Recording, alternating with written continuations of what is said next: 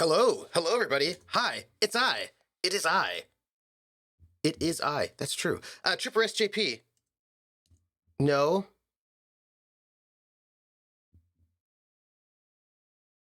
It is I. It is I. Cold Spider. Hello, hello. Welcome in. How are you?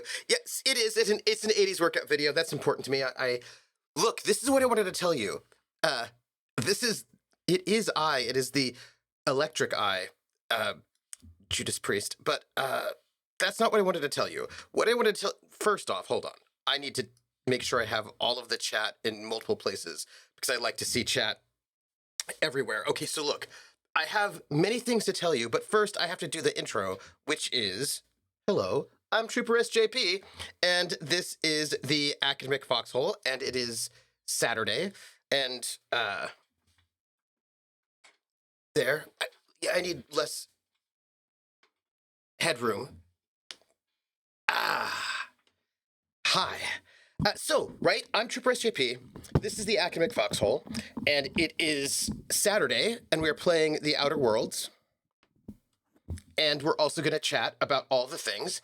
And I have so many things to talk with you about. All of the things. I'm so excited. Cold Spider, how are you doing? Also, you're Cold Spider 04. Does that mean you're the fourth Cold Spider out of all of the Cold Spiders? That there are 3 others? And are they also cold or are they less cold? Is like number 1 the hot spider, and then like number 2 the lukewarm spider? Or maybe suppose 2 would be the warm spider. No, 2 could be the lukewarm spider, 3 could be the cool spider, and you're the cold spider. I just have questions. So everyone, we're playing The Outer Worlds today. But I wanted to tell you something. And I just realized something that I was like, oh no, I just realized it's not bad. It just is what it is. Vulpus is correct. Maybe Cold Spider maybe it's the other way around. And number 1 is like the frozen spider. And then, like number 10 is the hot spider. Cold Spider is like, no, it's my graduation year. Cold was a band I listened to in high school, and their logo is a spider. Oh, that's cool. Oh, hey, hi. Hey, Barator, how are you? Hi, back. Okay, but it would be funny, though, right? If you were part of an army of spiders who all had different temperatures. These are, like, look, that's just me. I have strange thoughts in my mind. Also, we just got a sub. The name game. Come on, everybody. I said, now let's play a game. I bet you I can make a rhyme out of anybody's name. The first letter of the name, I treat it like it wasn't there. And then a B or an F, on M will appear. And then I say bo at a B, then I say the name, then banana, fanner, and foe. Then I say the name again with an F very plain, then a fee, fi, and a mo. And then I say the name again with an M this time, and there isn't any name that I can't rhyme. Oh, there are 5. There are 5 of them coming in, and I have to see the list. Where are they? Give me an actual good list. Come on, Twitch. There they are, right there. Okay, good. Paladin Hulk, Paladin Hulk, Paladin Hulk, Banana Fanta for Paladin Hulk, Fee Fi Mo Maladin Hulk, Paladin Hulk, Wizard Styles, Blizzard Styles, Banana Fanta for Fizzard Styles, Fee Fi Mo Mizzard Styles, Wizard Styles, C Spider Mix, C Spider Mix, B Spider Mix, Banana Fanta for Fee Spider Mix, Fee Fi Mo Me Spider Mix, C Spider Mix, But if the first 2 letters are ever the same, I drop them both and say the name. Like Bob, drop the B's, Bo, or Fred, drop the F's for Red, or Mary, drop the M's, Mo, airy. That's the only rule that is contrary. Boys games, banana fanta for voice games, fee, fi, more moist games. Boys games, Grinning moon, binning moon, banana fanta for finning moon, fee, fi, mo, minning moon. Grinning moon, the name game. Time of gifts. Thank you so much for those gift subs. It is very much appreciated. I have so many things to tell you about. It is wild. You don't even know. Thank you for all of that. Not sure if an army full of spiders is funny.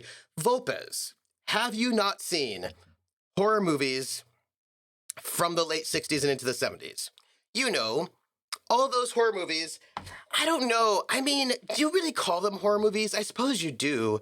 But they have a very different vibe than other kinds of horror movies. Do you know what I mean? You know what I'm talking about. You don't, because I have not finished my sentence. But I'm talking about either things like, I think it was Them, which was like the giant ant movie. There's like, certainly like, Kingdom of the Spiders wasn't giant spiders, or it's normal-sized spiders. But I know there was a giant spider movie too. There's like Food of the Gods, where like all sorts of animals that got giant. Like there were all those, Night of the Lupus, which is like giant rabbits. 50s too, like 50s, 60s. Although I actually think most of those giant animal movies were from the 60s. They seem to be very like atomic movies to me. Oh, I just thought of something, everybody. I have to write it down. You just made me think about something, and now I need to write it down, or else I will forget it, because it's not for now, it's for later. Hold on, and I will tell you what it is once I actually write it down. But, so I don't, because that's, yeah. You know what I'm talking about, right? I'm still scared. Yeah, late 50s, early 60s, and I know you had some of them going into the 70s, although 70s seem to be a bit more disaster movie, right? Do you hate spiders? Do you really hate spiders? Well, they don't like you either, eight-legged freaks. I don't hate spiders. I don't want to hang out with spiders, but Cold Spider 04 is totally fine. I can hang out with Cold Spider 04 because we have learned that Cold Spider is not a giant sentient spider, so it's okay. Like, so I'm not actually bothered by Cold Spider 4. Look, you just gave me an idea, all of y'all. So as some of you know, by the way, while we are talking, I'm just gonna go to game so that, we are theoretically gaming while all of this happens, because I feel like that would be a good thing to do. We have to wander around anyhow. You know what I mean? Like that's a thing we have to do. So, you just reminded me that I have the GURPS Atomic Horror sourcebook, and GURPS Atomic Horror is a sourcebook to run 1950s, 60s horror sci-fi adventures. Things like Creature from the Black Lagoon and Equinox and all of that kind of stuff. You know what I'm talking about. And I thought that would make a really fun short shot, and that I should put that on my list of short. I need to update my list of things that I want to run. I keep a list of things that I have to run, that not have to, but want to run. And I should keep that updated, because I need to know these things. And as a matter of fact, while we're here, I'm gonna just bring it up and write it down. Let's see. I'm not a fan of anything with more than 4 legs on land.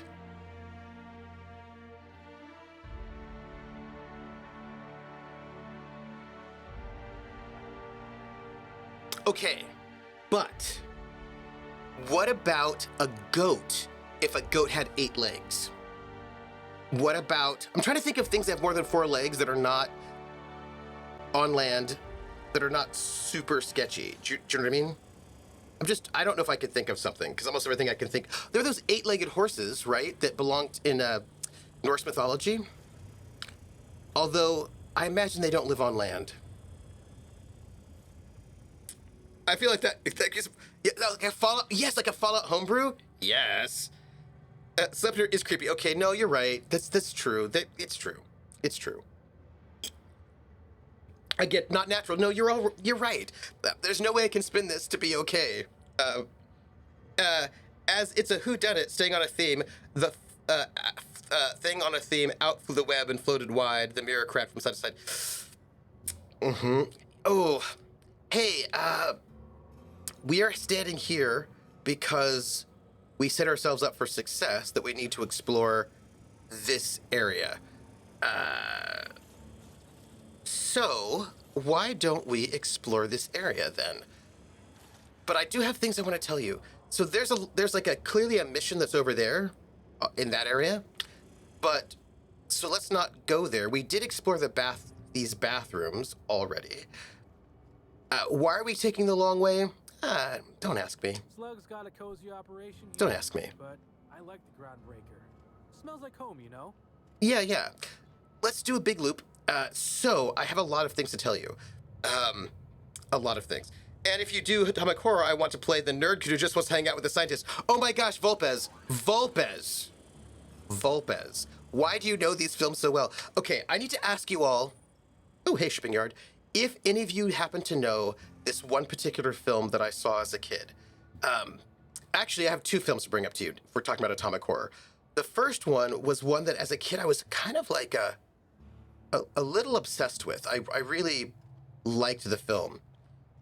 And I do not remember the name of it. It was about a kid, right, who was my age at the time-ish, so probably like 12, 11, 12-ish.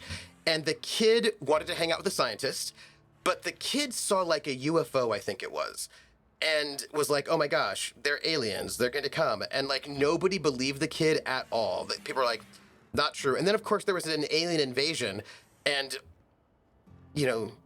the kid was right all along. So is this saying something about my life as an 11, 12-year-old not feeling heard? Perhaps, but the kid was right. Restricted access. Well, that looks like it's fun.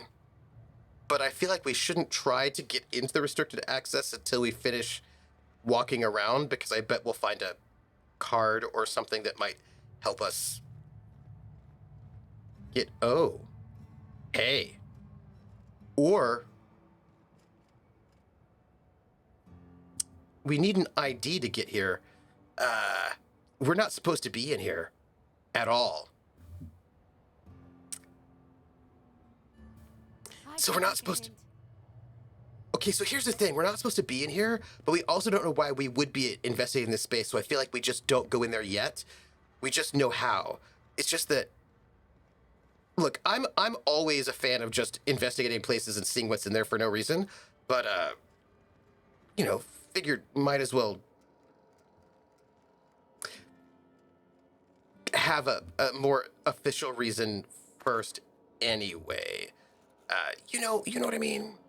Anyway, there were aliens, like there's an alien invasion, blah, blah, blah, blah. Does anybody remember this film? Anybody? Invaders from Mars?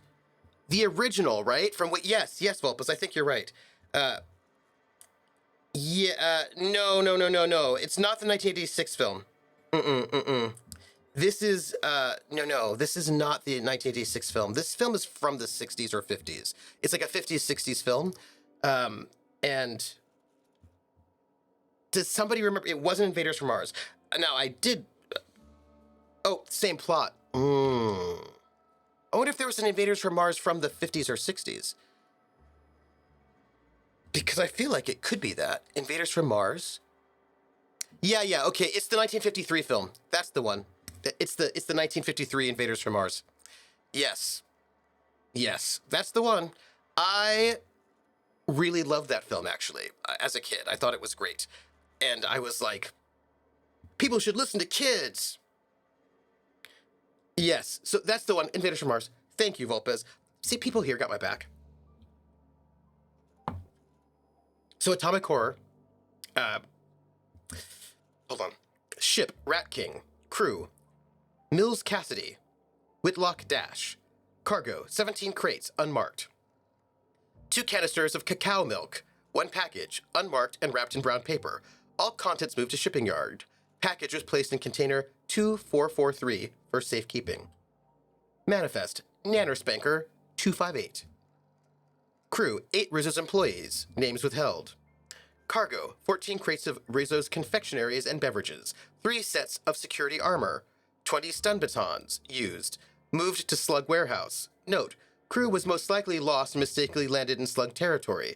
Should their captain return, ask about their supplies, act as if you don't know what they're talking about. This does not seem like a very friendly and mutually beneficial relationship. Manifest, Sublighter. Crew, Captain Leord McDervish, 2 shipping mechanicals. Cargo, 6 crates of weapons, 2 crates of medicine. Note, sent her back with spectrum enough to drown most of Fallbrook. Payment was a little light. Talk to the boss about it. Well, interesting. We did break into all their stuff, so that's pretty good. I mean, I feel pretty decent about that.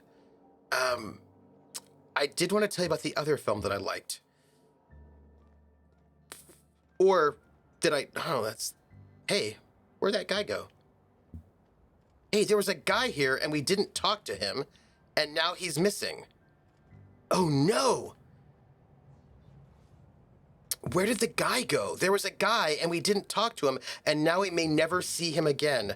And we may have missed the opportunity to talk to the most important person ever. Ever. I am gutted. Maybe he'll be wandering around somewhere else? Oh. Chat. Also, there are a lot of cigarettes in this game, but I don't feel like cigarettes are healthy.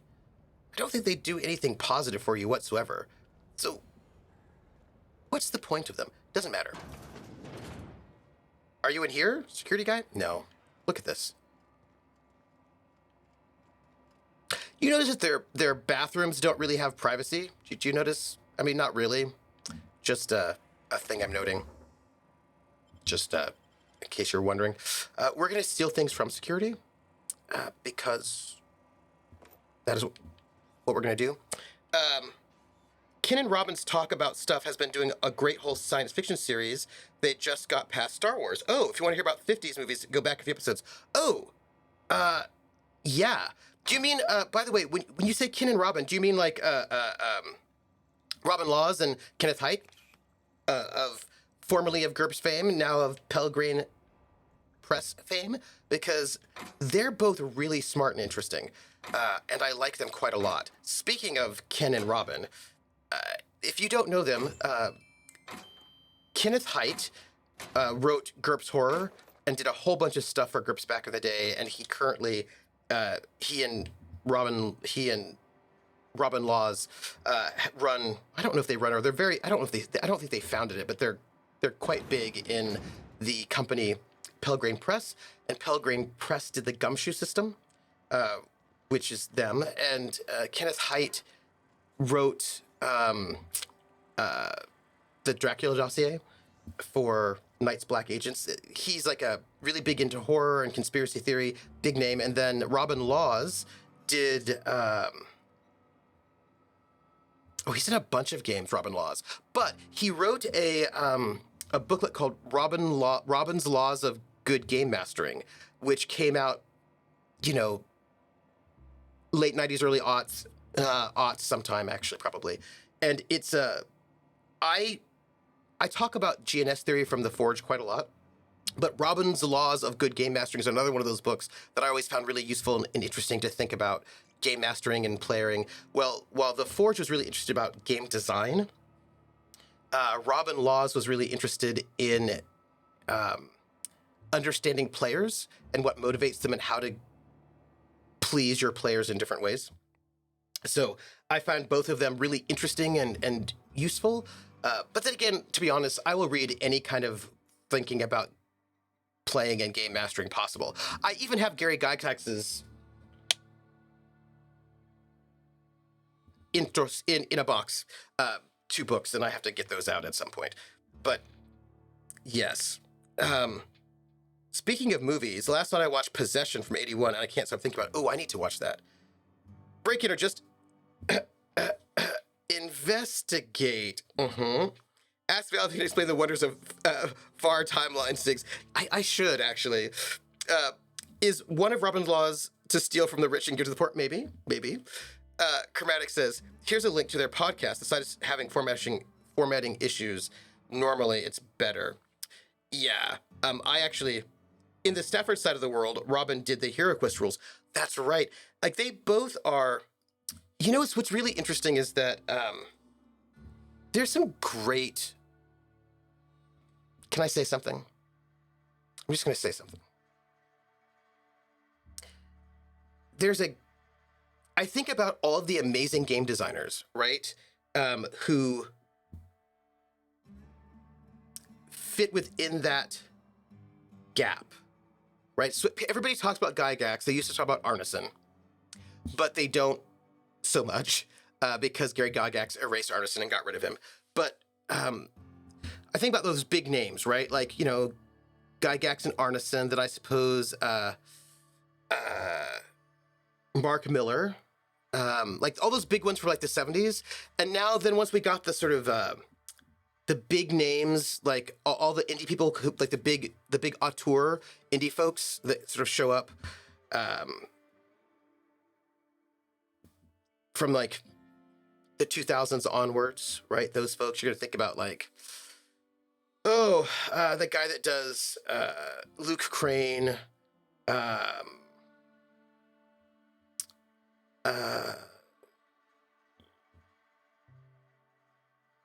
you know. But there's like that interesting group of people that was right there before, right? So people like Robin Laws, Ken Hite,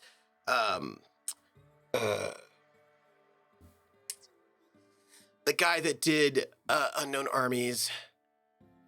Anyway, there's that like middle group of designers who are doing really kind of interesting things, but we're a little bit too early to sort of like just fall into like the brand new indie scene that showed up, but we're also not part of that first wave. You know what I'm talking about? You know what I'm talking about? Stafford too, yeah. I always thought it was interesting that there are 2 Hero Quests and 2 Steve Jacksons. Me too, Barator. And I always think was like, no, I'm the other Steve Jackson. I hear that quite a bit. Hero Quest is the best game ever made. Well, I don't believe in like bests, but I think it's very good. Pre-Forge, post-first wave indie designers, yes. Indies, yes. RQ Stefan, yes. Indies before indies were a thing. But of course, I think what's tricky about the whole, like, people who know me know that I think the whole category of indie is silly for RPGs. I just don't think it works for RPGs. The category indie was made in the context, really sort of developed in the context of film. And yeah. And it doesn't really make sense. And people talk about it in terms of video games too, right? But it doesn't really make sense for RPGs because to have indie, you need to have like a non-indie scene, and we like a whole scene of non-indies, and we really only have like 2 non-indie companies. Do you know what I mean? And for the longest time, really only 1. And like basically everybody is independent, is what I'm trying to tell you, with the exception of like 2 or 3 companies. Yeah. Chromatic is correct, the 90s game designers. We're talking about the Gen X era. The designers may not be Gen X themselves, but they're like creating in the Gen X era. It's those 90s. It's the 90s was like, you know, my people, Reality Bites. The 90s, right, that sort of Gen X decade, if you think about it, like, so the Gen X decade is gonna be like the end of the 80s. End of the 80s into the 90s. Because, okay, so this is the thing I think people often were like, oh, but so-and-so made that, and they're not Gen X. I'm like, yeah, but they're making it for Gen X, right? I think about the ways in which, like, there's like a zeitgeist, right? There's the Gen X zeitgeist. And a lot of times, the media made for a generation is made by the generation older than them. Sometimes their generation as well, but like there's a zeitgeist for that moment. Like rock and roll, the 1950s rock and roll, teenagers. Most of those people singing were not teenagers, right? And they were not baby boomers. Oh, absolutely they were not baby boomers. Because if the baby boom starts in 45 and rock and roll starts in 54, 55, baby boomers are like 10, right? So really, if you think about rock and roll, which is, let's say 55 to, depending on who you want to ask. If you want to ask certain people, they'd say 1960, but I think that's silly. Let's say 64. So 54 to 64. Your oldest boomer being born in 45 would have been 19 in 64. So really, the rock and roll era is more of the music for the silent generation, and rock is more of the music for the boomers, which makes everything make sense if you look at how the 1950s are completely ignored within Rolling Stone magazine's greatest songs of all time. You know what I mean? Do you know what I mean? Do you know what I mean? Yes. Tunnels and Trolls and Judges Guild stuff would fit indie. Yeah, but and the thing is, when Tunnels and Trolls came out, TSR was also indie, right? Like there were no. That's the thing. There were no non-indie companies in the 70s that were making RPGs because RPGs were fundamentally, and this is something I think people have a hard time adjusting to. RPGs was A, a niche hobby, and B, um, a hobbyist hobby, right? Do you know what I mean? Like nobody was making a full-time living off of this for a really long time. Yeah. Indies all the way down, just about, yeah, basically RQ stuff, absolutely. Schmelzer, hey Schmelzer, wie geht's? Servus. Grüezi miteinander. Grüezi Schmelzer. Every RPG except for D&D is indie, and D&D only stopped being indie in 98. Yeah, and I suppose you could argue that maybe Paizo, they may not be indie anymore. I'm not quite certain. I have to find out what's up with them. Not much of a professional studio system for RPGs. Yep, Volpez, although in the early 90s, you could almost call White Wolf a big studio RPG house. Almost, except that it still was indie because they produced their own, they were still their own publishers. Do you know what I mean? Yeah, Volpez, I think you would, D&D owner, Steve Jackson Games, right? Chaosium, Fast and Wild 4, those are the big ones. Hey, Grüezi miteinander, Lonku, Grüezi. Hey, Prax. Paizo's still indie. No one owns Paizo except for Paizo. Oh, good call. And see, I think that's the thing when we think about big houses, right? And this is where we get this fundamental misunderstanding about the RPG world. Just because you know about them and they're big in the scene doesn't mean they're actually big. Do you see what I'm saying? Like there are like I was just Fred Hicks, right, who does Evil Hat, Fate. He just posted last year that he just quit his part-time job. Just now has he been able to afford to quit his part-time job and do RPGs full-time. Just now, and Fate has been big for ages. Artel Saurian Games, I'm pretty sure they have like a couple of full-time employees, but you know, not that many. And a lot of these companies that we think of as being big, the owners are still have part-time jobs doing something else. And I think that this is the thing I think people really, really don't see, right? That, especially before Kickstarter, that a lot of the biggest companies are not making hardly any money because there is not a lot of money in our hobby. The amount of revenue that the role-playing game, like the hobby game industry is like $2 billion, right? But the hobby game industry includes Magic the Gathering, board games, although not traditional board games like Monopoly, but all the other kinds of board games, miniatures, card games, all of that, right? And out of that $2 billion, role-playing games take up $110 million total. So $110 million out of $2 billion are RPGs. And out of that $110 million, like 90% of it goes to WotC. So WotC's making, what? Maybe $100 million a year, which is like really great for them. But that means everybody else is making not that. Do you know what I mean? Like everybody else is making not that. And yeah,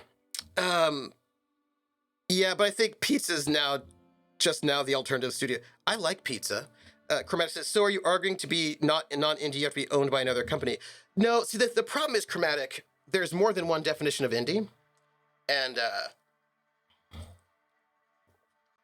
this is also one of the problems, right? This is also one of the problems about how to define indie.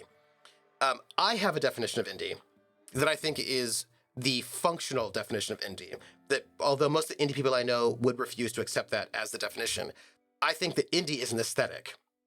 And I think that if you pay attention to the games that are called indie, and that tend to get nominated for the Indie Game Awards, et cetera, you will see that absolutely it's an aesthetic. So, for example, OSR does not tend to be included in indie stuff. And as a matter of fact, there was that whole war, indie versus OSR, but there's no production difference between indie and OSR at all. It's just that they have different aesthetics, right? So I would argue that what is indie, just like indie music and indie bands, is an aesthetic. It tends to go for the small, quarter-sized books rather than the full 8.5 by 11.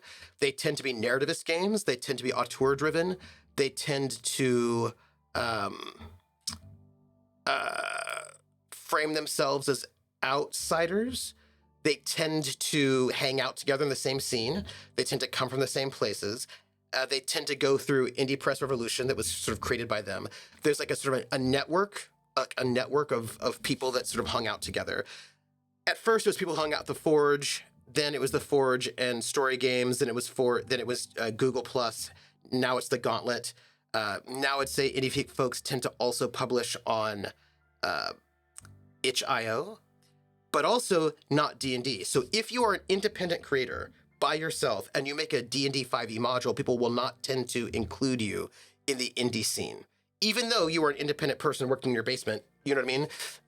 So there are certain aesthetics, and there's a clique that's involved, like a sort of an amorphous clique that's involved in indie-ness, is how I would say that it functions, right? And that's, do you work with Indie Press Revolution, itch.io?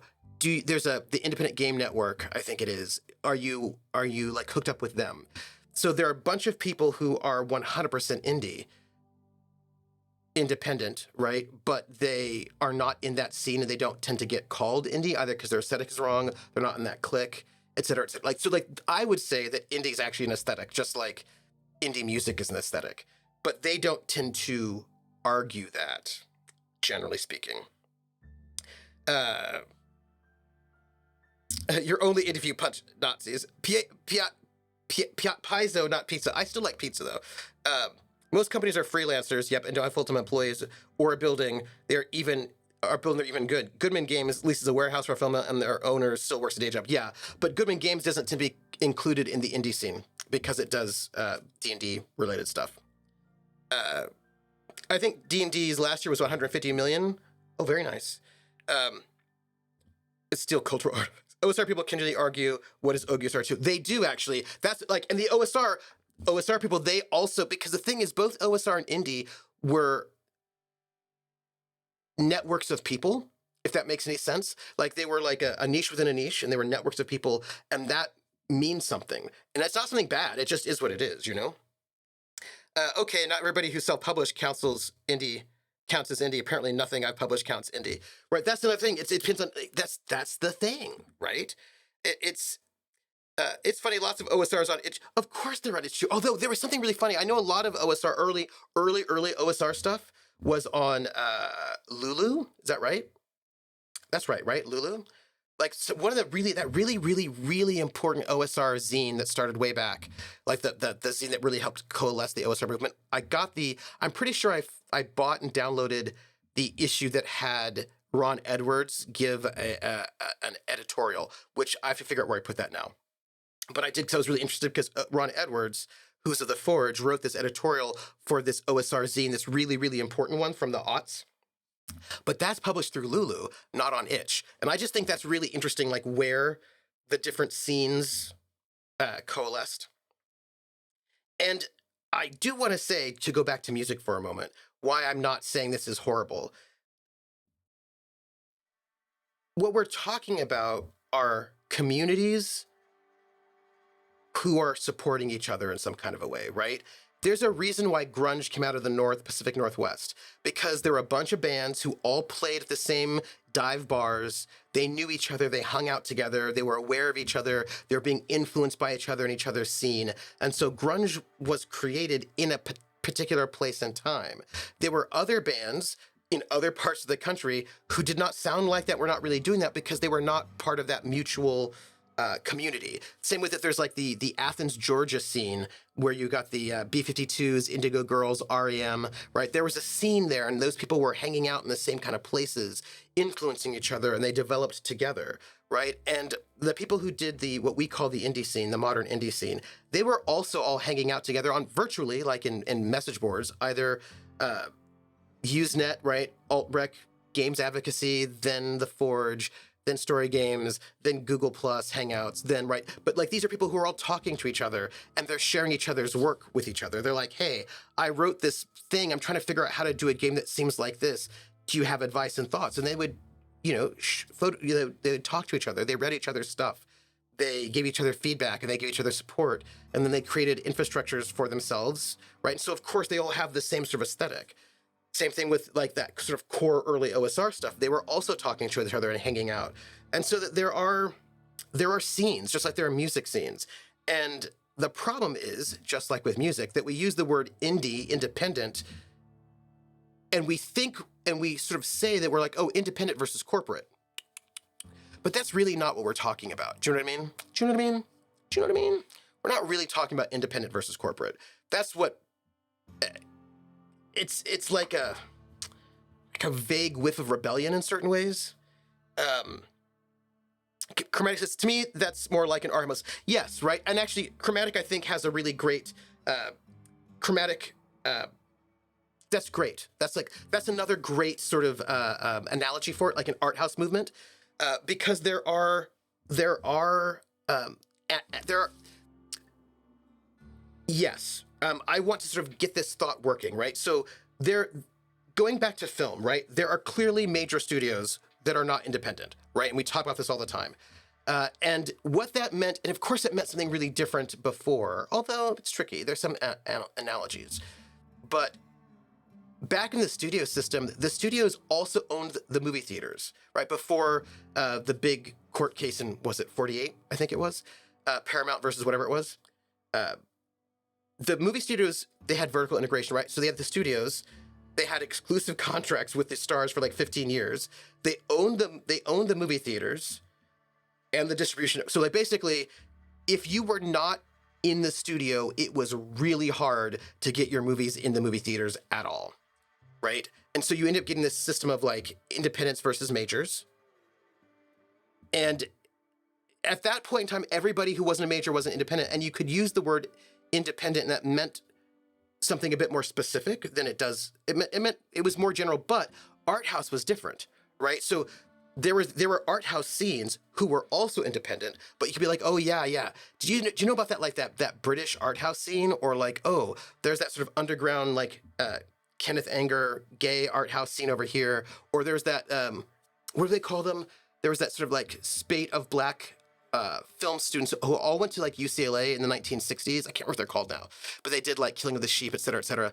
And that was like another scene, right? So like you get these sort of various art house scenes that support each other, share information, work things out with each other, right? And so there's a difference between independent versus major and like different art house scenes, but music and but because I think RPGs don't actually function the way that film does, taking on the moniker indie doesn't actually make sense the way that it doesn't make sense if you're comparing it to film at all.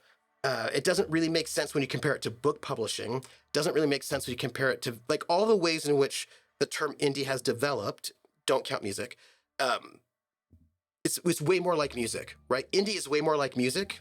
Indie RPGs are way more like indie bands than they are like independent filmmaking or independent book publishing or independent other stuff, right? Because there is no culture of major studios within RPGs. We have right? We don't have that same kind of culture. So it's much more like indie music, where you have a genre of music called indie that is like, we're independent, but like, so is bluegrass. Almost every single bluegrass musician is on an independent label, but nobody calls bluegrass music indie music. If I said, oh man, I love indie music, Third Time Out, The all-girl boys, people are like, what are you talking about, right? And if I played for them, the all-girl boys, and you're gonna hear something like bluegrass from California, they're gonna be like, that's not what I meant by indie. Because what they actually meant is rock, like a certain kind of rock. So I think that RPGs are closer to music in the sense that, except that music still has like 4 or 5 companies that own everything, and then, still not the same because it's still too niche. RPGs are still too niche. But in terms of the ways in which indie is a genre label, I feel like we're closer to music than we are to film, books, or movies, because we just don't really function that way. Yeah. Well, even if you're independent, if you make things for non-independent D&D, you're not part of the non-D&D crowd, yeah. If it's any consequence packs, we prefer you independent instead of a cliquish D&D. Yeah, Lulu. Lulu, if you mean that site that used to be a print-on-demand sort of thing, yes. Yes, that is the place I mean.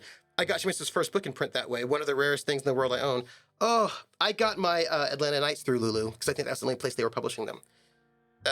Barrington said, I think that's when folks were trying to figure out the easiest self-publishing site and testing out a few, which seems to have won out over Lulu. Basic Fantasy RPG was also in there. Yes, because Lulu was the thing for a while, because itch didn't exist, right? You know what I mean? And Indie Press Revolution, which was the place where all the Forge folks went, wasn't really publishing OSR stuff. Different scene. Yeah, Indie and Puck are kind of similar in some trains of thought. They are, as a matter of fact. 48, US versus Paramount. The Paramount case. That's the one. Americana is the indie bluegrass niche, it seems. Yeah. So, again, and I just want to say for the record, I don't think there's anything wrong with scenes. Right? I don't think there's anything inherently wrong with scenes. I actually think they're naturally occurring, right? Like, if all of you, like, look, you can use the word click, which has such a negative implication, right? But I like to think of it more of people with shared interests and vibe hang out together and help each other and create a community. Now, if you want to be in the community and they don't let you in, then you're going to be annoyed with them, right? Like, if there's weirdness going on, then that's going to happen. But people come together in scenes all the time, right? And I don't think, like, there is, even, like, so within the indie world, right?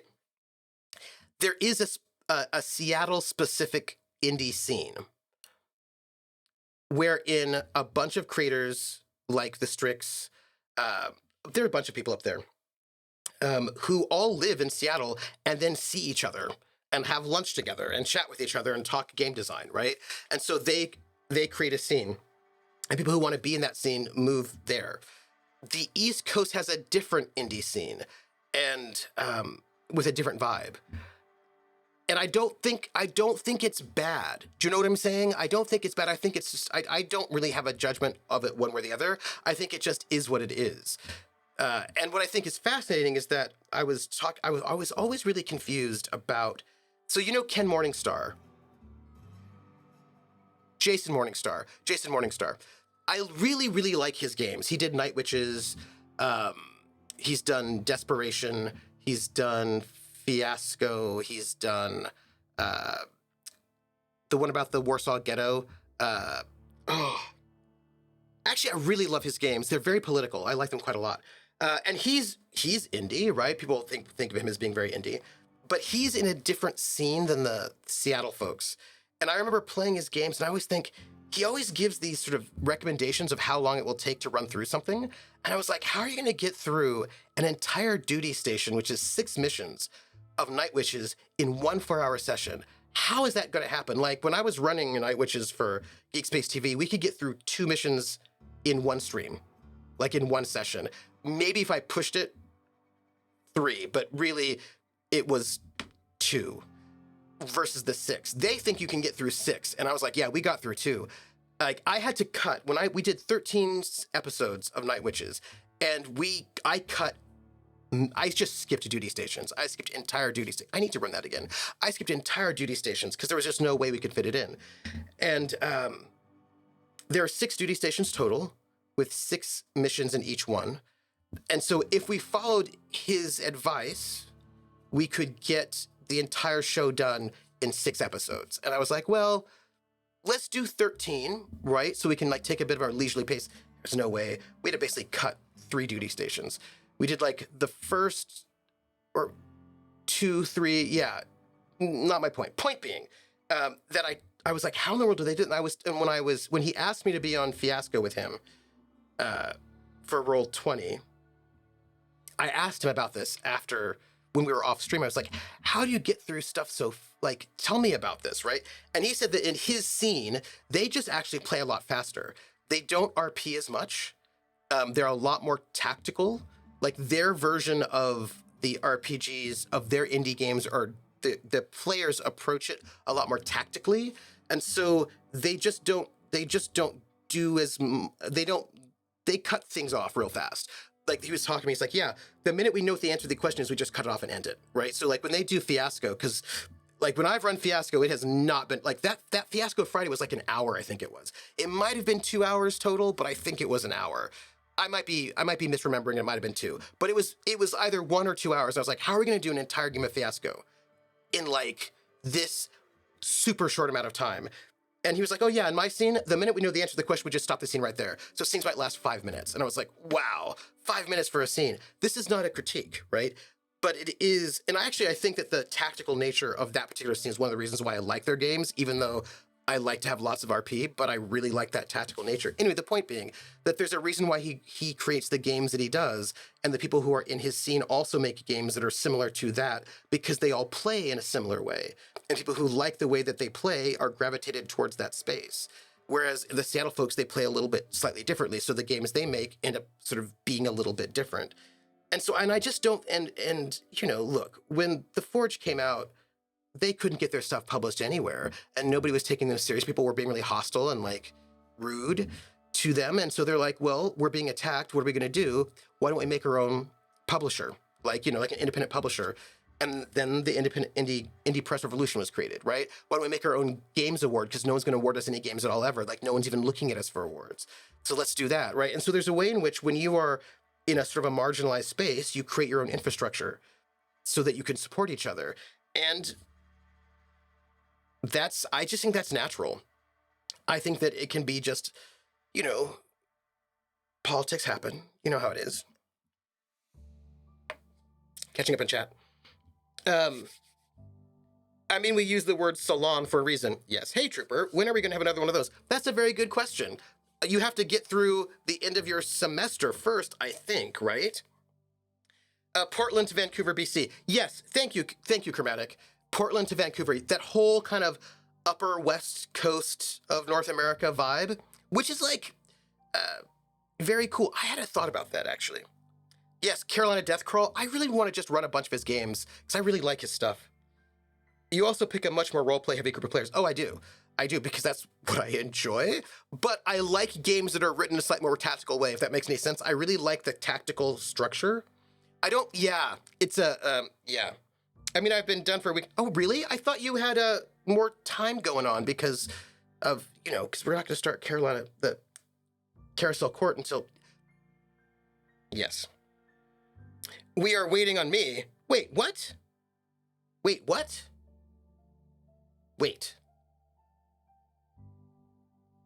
We will, I've got graduation on tomorrow, as a matter of fact. We're going to have to, like, ponder this. We're waiting on Lindy for Carousel Court. She doesn't get back until after next week. The first week of June, by the way, I cannot do Carousel Court. So if we could start the week after, that would be great, because the Double Clicks, they've got I kickstarted a thing of anyhow, I'm going to read this Spaceport security. Pause. What I want to say is I don't think that when scenes, like an art house scene or whatever, like the Warhol Factory or all those places, when they develop, I don't think there's anything wrong with that. I do see how it can be frustrating, right? I have a friend of mine whose vibe is very Seattle scene, like that Pacific Northwest indie game scene. But that friend of mine does not live there, does not live in that scene, and does not really know them. And it was like, but I want to be in that scene, but I also don't live there, and like wants to be in that scene, but is not in that scene. And like, I can get how that can be frustrating, right? When you see this thing, you're like, oh, I want to be there, but you are not there. Like, I get how that can be very frustrating. But I also think these things just sort of like, I think these things just develop. Do you know what I mean? And I think it's also very tricky in the time of the internet, because I think that we imagine that things are completely decentralized, that anyone from anywhere can be in any scene.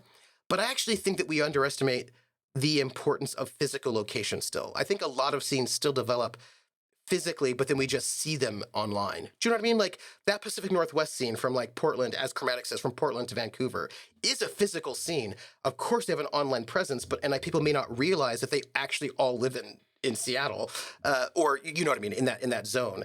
But I think that yeah, yeah. I also think it gets to this space where people start feeling like it's not fair that I don't get to hang out with those people. But I mean, you're not entitled to hang out with anybody. Do you know what I mean? Do you know what I mean? It is what it is sometimes. We're waiting on, yeah, okay. Spaceport Security Protocol Checklist. Wait for docking procedures to finish, including ship captain wiring their docking fee. Greet the captain of the dock ship and request their docking fee. If repeat visitor, charge double the docking fee. Will not be contacted in advance. Retrieve cargo manifest. Charge a flat percentile-based tariff on each piece of cargo. Charge double if the captain was surly. If the captain complains for any reason, call slug fixers. Offer cargo insurance for a 5,000 bit fee. If the captain declines, notify slug fixers to rearrange their cargo later. Retrieve loading mechanicals to move cargo to shipping yard. Open and inspect cargo. Anything not mentioned in cargo manifest, including stowaway vermin or additional cargo, imparts a 2,000 bit fine per pound of cargo individual animal found. If no additional unmentioned cargo is found, plant your own. Wow. You guys seem... Look, they're sketchy. You know, do you see what I'm saying? Do you see what I'm saying? They're sketchy. Anyhow,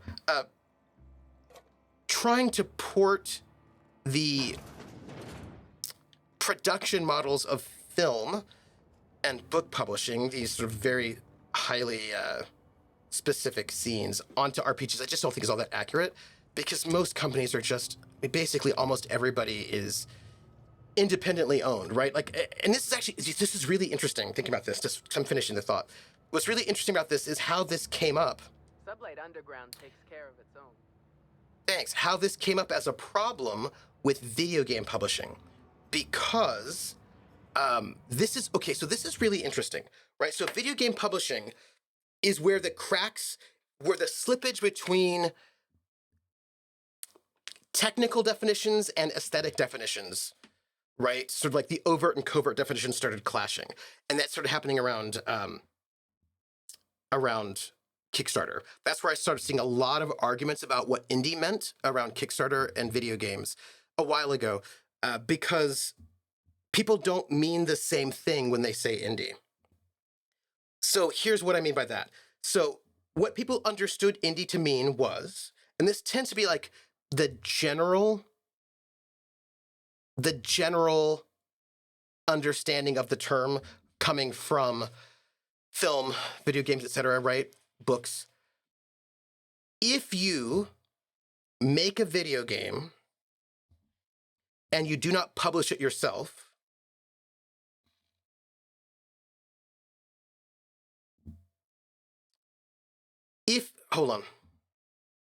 if you self-publish your indie, that's how it goes, right? So the big, like a AAA studio who's not indie, they publish other people's stuff. They're big, they're huge, they're massive, right? It's that kind of thing. But if you publish yourself, then you're indie, right? So self-published. I'm self-published, so I'm indie. And that was sort of understood, right? So you have these independent studios in video games, and you have like the big major studios. So here's the thing that's really interesting. This is when I remember people lost their mind. It happened actually. Oh, actually, it happened in film too. It's very interesting. Kickstarter was a great moment to see where some of these clashes and conflicts started happening. So then what's the thoughts on Art Historian with CD Projekt Red, with Art Historian being considered indie?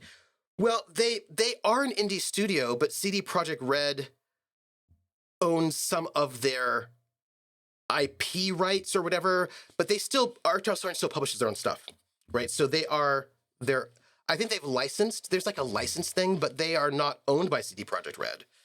And CD Projekt Red does not publish their books, right? So they still are their own self-published thing. So here's the thing.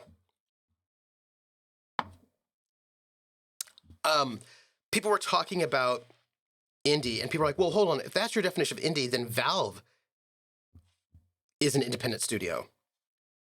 And Valve is big. And remember when Obsidian did Pillars of Eternity, which was, I believe, the second, it was like right around the same time as that other really big, massive Kickstarter for RPGs, for video games.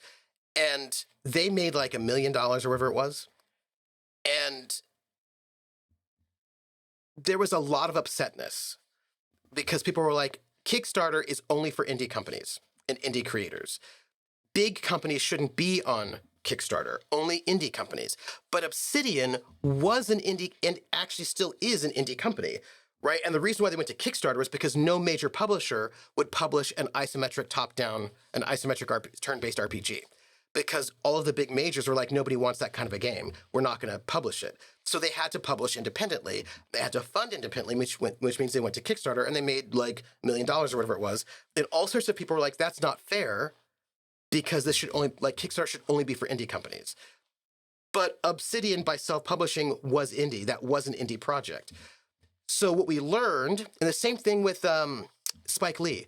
Spike Lee wanted to kickstarted Blood of Jesus. It was a vampire movie. And people were like, Spike Lee shouldn't be on Kickstarter because he's not independent. It's only for independent people. But that was an independent film because he was self funding that film. So it's very clear that some people, when they say indie, they actually don't mean independently published. What they mean is small. That's what they mean. They mean, we want you to be small. If you're big, you don't count as indie. Even though the definition that people tend to go with is independently published. That's what it means, right? Independently published. So then it turns out that the actual definition that everyone says they're using is not what they really mean because they mean small. Okay, but if we mean small, most RPG companies are really small. Like, Evil Hat has like 4 or 5 employees. Do you know what I mean? Most of these, like Chaosium, like most of these companies that you think of as being really big are really small. Same thing with Altasaurian, right? So if you mean small, then all these companies that you don't count as indie actually, like almost all of them would actually count as indie if we just mean small. Because, and people are like, well, no, but I mean like that one artist, that 1 or 2 artists that just do it on their own. I was like, yeah, a lot of the big companies are also just 1 or 2 people who do it on their own as well. It's just that they're more famous, but they aren't. So do you mean sales volume? Because again, most game companies don't make a lot of money, right? Like, I mean, Steve Jackson Games just came out with their report to the stakeholders where they talked about how much money they made this last year. And they made, I think, $4 million, which is really good, but almost none of that came from their RPGs, right? Almost all of it came from their board games. And they also made a loss. Like, that was their gross income was like 4 million, but actually they made a loss last year. Like their whole, the last 2 or 3 years since COVID hit, they're like, our whole goal is to survive and not fall as a company, not have to lay off anybody. Because shipping costs went up like 300, 400%, right? Coming in from China. So Steve Jackson Games is an independent company. They're an independent publisher. They make a lot of money, but almost exclusively through board games. Their RPGs make very little. They have like maybe 1 person that's dedicated to their RPG line employee, maybe 1, maybe 2, but people don't count them as indie, even though by all those metrics they are.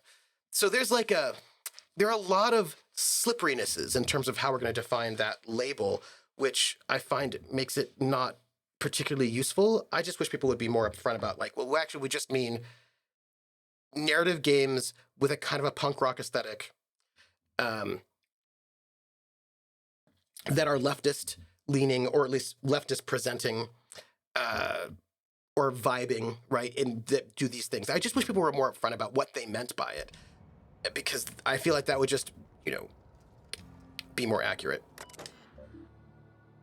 Let's see. Tired of sleeping on the ship? Is the Grand Colonial too grand for your bit cartridge? Enjoy moderate luxury. Buy a bunk. Rent now. Waiver. Sublight Salvage and Shipping Underground is not responsible for any damage incurred by you while you rent this unit. Slug does not guarantee the condition of this unit or any amenities therein. Slug does not guarantee that this unit is vermin-free. The corpses of any vermin killed by the user, intentionally or otherwise, are the property of Slug. Removal of said corpses will be met with a fine of no less than 1,000 bits. By agreeing to rent this unit, you waive any rights to pursue Slug for damages. This unit is currently occupied, so I cannot rent it. But I can pick the lock, everybody.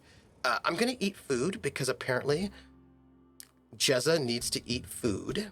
It's apparently a thing that is happening. So let's just grab some sort of food substance, like some salt tuna. I've got a bunch of that. Great.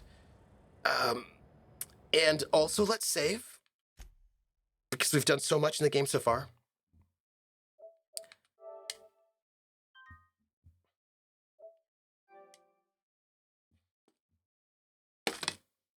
Resume. Okay. I'm gonna do that. Because, I mean, I don't know if we get in trouble for, like, breaking into people's houses, but I feel like why shouldn't we just break into people's houses and take their lunch? Because Jezza likes to steal things from people, is what that is. Just, you know. We see that. I don't want to deal with that. Oh, you know what? I should probably, look, I think that if there were something mysterious-wise to look at, they would just let us know, you know? Yes. Also, I just feel like Chad is going to tell me something really interesting, and I want to see what you all are saying. Hey, we could sleep here. I bet we'd be... I was going to say, I bet we get in trouble, but I feel like Jezza would not care because Jezza's that kind of PC who's like, whatever. I don't care about the man. Is this, Hey, pal. Over here. You know, I would not talk to you. I'd go and, like, continue rifling through people's houses, but the last time I left somebody and not to talk to them, I missed talking to them forever. Okay, so we're going to talk to you right now, then we're going to finish rifling through people's homes. But I'm going to put my weapon away. How you doing? Hey there. You looking to unwind, friend? Maybe you're on your way to the bar for a good time? Maybe you're interested in something a little better than beer or Adreno? Something with a little more kick? Praxis, there are licenses. They have a license agreement between them. No, run-on sentence. June, come late. How are you? Even when you look specifically at the technical aspect of video game independence, you have multiple types. Oh yeah, publishing independence, financial independence, creative independence. Yes. Like, so I think it's a word like authentic, or there are these words that people use in this really sort of like mysterious way. June, my mother's birthday was in June. Pillars of Eternity is such a cool world, right? Cold Spider says, gotta hop off, finishing off my shift. Oh, I'll see you later. I told you not to take the disadvantage. I know, right? Food eater. Hey, J-Rep, something interesting. How's it going? It's going really well. Oh, don't let me forget. I wanted to tell you something about me. June says, I know that study of what indie meant at different points in history is a big topic in video game research. Unfortunately, I don't know any essays speaking specifically of the TTRPG scene. You know, because June, the thing is that the TTRPG scene is so small. You know what I mean? Like, we don't have a lot of studies on it, although we're getting some stuff. A lot of the stuff, though, is independently done. But I'm always happy to see more things. And I love what you're saying, though, about how what indie meant changed over time, because that's also really important, right? That these are definitions of terms change, right? The realities of the situation changes over time. And also sometimes, like, I do not remember anybody using the word indie to talk about RPGs in, say, 1990, 91, 92, 93. Nobody was like, oh yeah, the new indie game Vampire. No one called any RPGs indie because I don't think we had a sense of a contrast. Do you know what I mean? Like, there was nothing to contrast yourself to in that way. It was like basically D&D and not D&D, but there wasn't really a sense of indie or not indie in terms of label. In sort of like a self-identity, it's sort of like an identity label. But like, indie is now an identity label and a marketing label and a community label in a way that it wasn't 30 years ago. And then, of course, what it means has changed over time. And I think that's really interesting. I just think it's interesting. Sorry, voice to text. I'm trying to get the dog to come back in size as is currently raining. Oh, you're going to get a wet dog inside. RPGs were indie until Hasbro brought D&D, yeah. I still mentioned that indie just means not D&D. I actually think that that's really tricky, right? Because in some ways,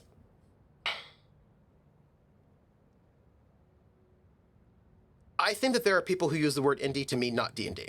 Absolutely. I think there are people who use that, and I think there are ways in which it makes sense. The only tricky part, though, is that there are independent publishers who make D&D modules, right? And what does that count? Right? And yeah. Wait, what are you selling? Let's ask. The name's Auric. Hello? I deal in, shall we say, holistic pharmaceuticals, natural substances and the like. Uh-huh. You know, alternative stuff. Homeopathy? I know. Ooh, it came out of the ground. That's where worms live. I get it. Wait, what? Why go for that homegrown shit when you could be pumping your body full of effort accelerators? What? Says it right on the Auntie Cleo's box. Better than nature, right? I don't... Well, I'm gonna let you in on a little secret, pal. Okay. Those pharmaceuticals the corporations manufacture, not all of them are as good for you as the board wants you to believe. Really? Alternatives. That's the way to go, pal. Trust me. No matter what ails you, I got what you need. Uh-huh. What kind of alternatives do you sell? What do I sell? Yeah. I've got premium shit, my friend. Yeah? Vitamins like you wouldn't believe. Really? Calcium, vitamin D, reverse vitamin D. I got everything, my friend. You got stress problems? I got stress solutions. Aromatherapy. Oh. Eases the mind. Diluted mantisaur essence. Best kept secret in the business. It's probably just ground up fast ration pills. Or it's the real thing, which is an incredibly dangerous hallucinogen that tastes disgusting. I love to have my doctor And if here. you're a real freak, Uh-huh. techniques to calm yourself by fooling your own mind. Really? If they can tame the rage of a certain well-known tossball star, they can help anybody. Okay, but do you have crystals, is my question, and essential oils? This is what I need to know. That's all, thank you. Thanks, aromatherapy guy. I just need to know if there are crystals. You know what I mean? Because mountain crystals, that's really the way to go. Also, we're just gonna, it's interesting. Oh, hey. This place looks a little, mysterious. Nothing, no clues in here, but place looks tossed. Also, it looks like some kind of hacker lived here, which I'm not mad about.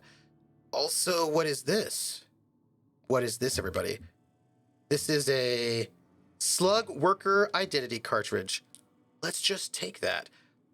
I feel like we have just scored great shenanigans, is what I'm trying to say. I'm into it. And let's... You know, sometimes I think this character that I'm playing, Jezza... Oh no, you know, he just doesn't believe in personal property, so I think it's fine. That's it. He's a radical who doesn't believe in personal property. So we're fine. His insistence on stealing everything that's not nailed down and then getting over encumbered is in no way a problem because personal property. Hi, who are you? Oh, you're nobody important for me at this moment. Also, I'm just going to note that we are hungry again. Apparently eating food's a thing. There was a thing that I wanted to tell you. Who are you? I tried a little Spectrum Brown. Tastes great. Once you get past the dead slug in every bottle. Why would I want to drink? You know what? Why would I want to drink something with a slug in it? Because I want to show how badass I am by drinking a dead brown slug. I don't know why people do things like that. You know what I mean? Hey. Nope. I feel like there was somebody interesting that we missed talking to. Copper Bottom Cantina. I think we go to the cantina last, is what I think. Also, I have some thoughts about these. Did any of you ever play,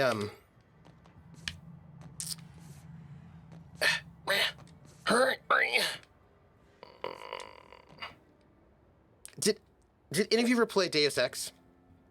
My love of jumping onto things comes from Deus Ex, because in Deus Ex you can jump on all of the things all of the time and get to really cool places.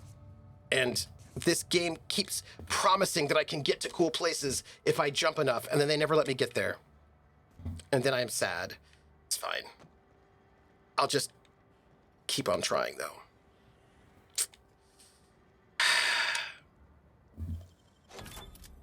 Speaking of, I know that chat has something really important to tell me. And I'm going to find out what chat says once I get through the thievery. I'm not going to go into the cantina, though, by the way, because I feel like, oh, well, it's an open spot. I feel like it's not too bad. We can go into the cantina. We can do that. Oh, hey, I probably should have been, I probably should have been stealthing when I did that, since apparently picking locks is a little bit illegal. So,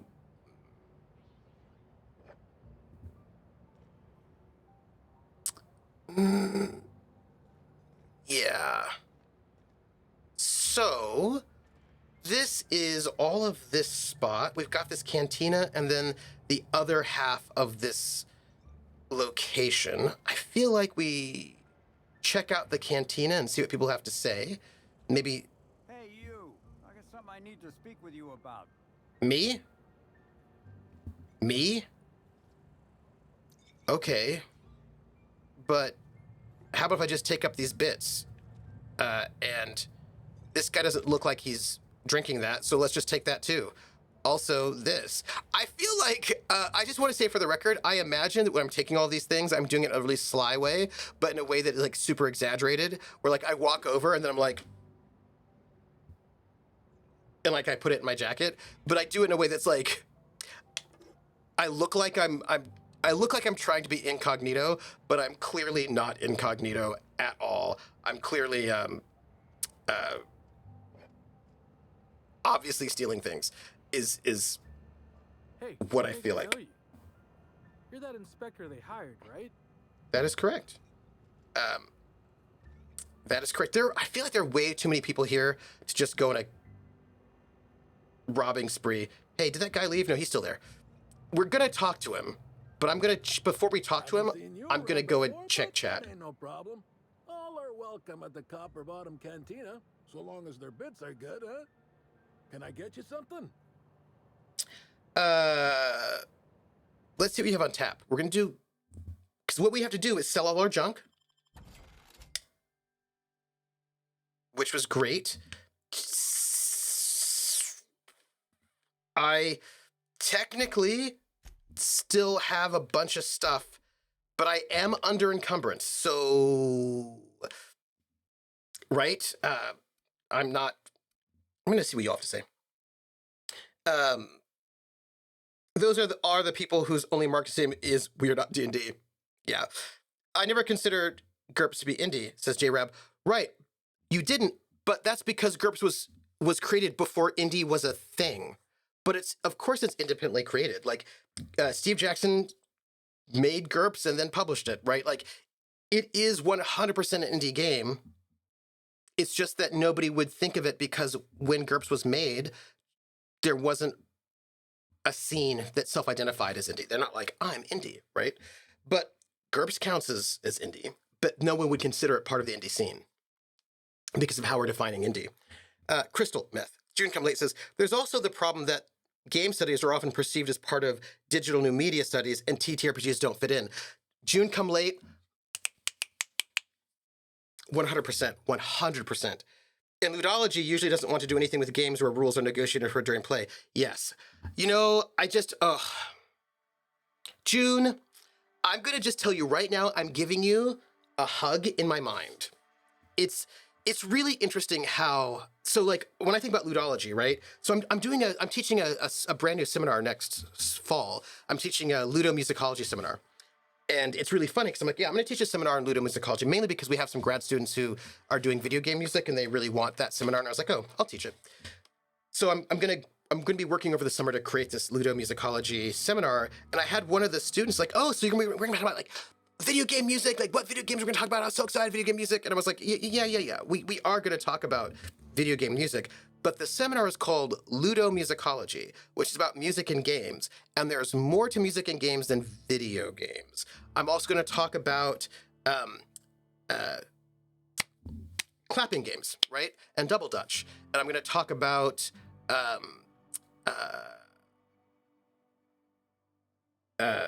carousels and amusement parks and probably sports too, right? Music and sporting events. I'm going to talk about music and games more broadly, not just only video games. And the student was like, oh, because in their mind, it hadn't really occurred to them that music might be involved in anything other than video games at all. Music and board games. Like I want to talk about music and play, right? And I don't want to restrict that only to video games, even though that's what everybody does. But that's not the only thing that counts as a music in a game. Oh gosh, I just thought about musical chairs. I'm gonna write that down because we should probably talk about musical chairs. Ludomusicology seminar. Musical chairs.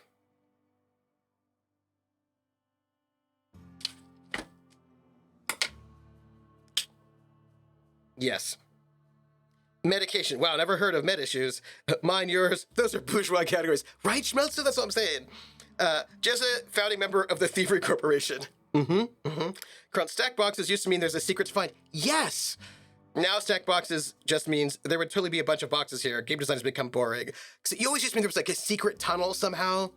Paladin Hulk says, you see all this money left here as a tip for the staff? That's clearly meant for me. Pocket full of posies. Yep. Prex says, also all the music games that are taught to small children for dexterity and agility play. Yes, absolutely, Prax. Absolutely. Halftime shows and football games, do those count?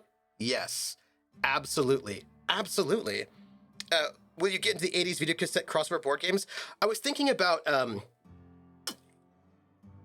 especially since ludomusicology is also sound design. So I was thinking about if I could get like access to what I would really love. I do not know if I can get it, but there is this game, this board game that I loved as a kid. It was like high tech and fancy. And my family owns it. My sister owns it, but that means I'm not going to get access to it. It was called Stop Thief. And it was a board game, had a board, and it had, as all cool 80s games that are very high-tech and fancy would do, it had a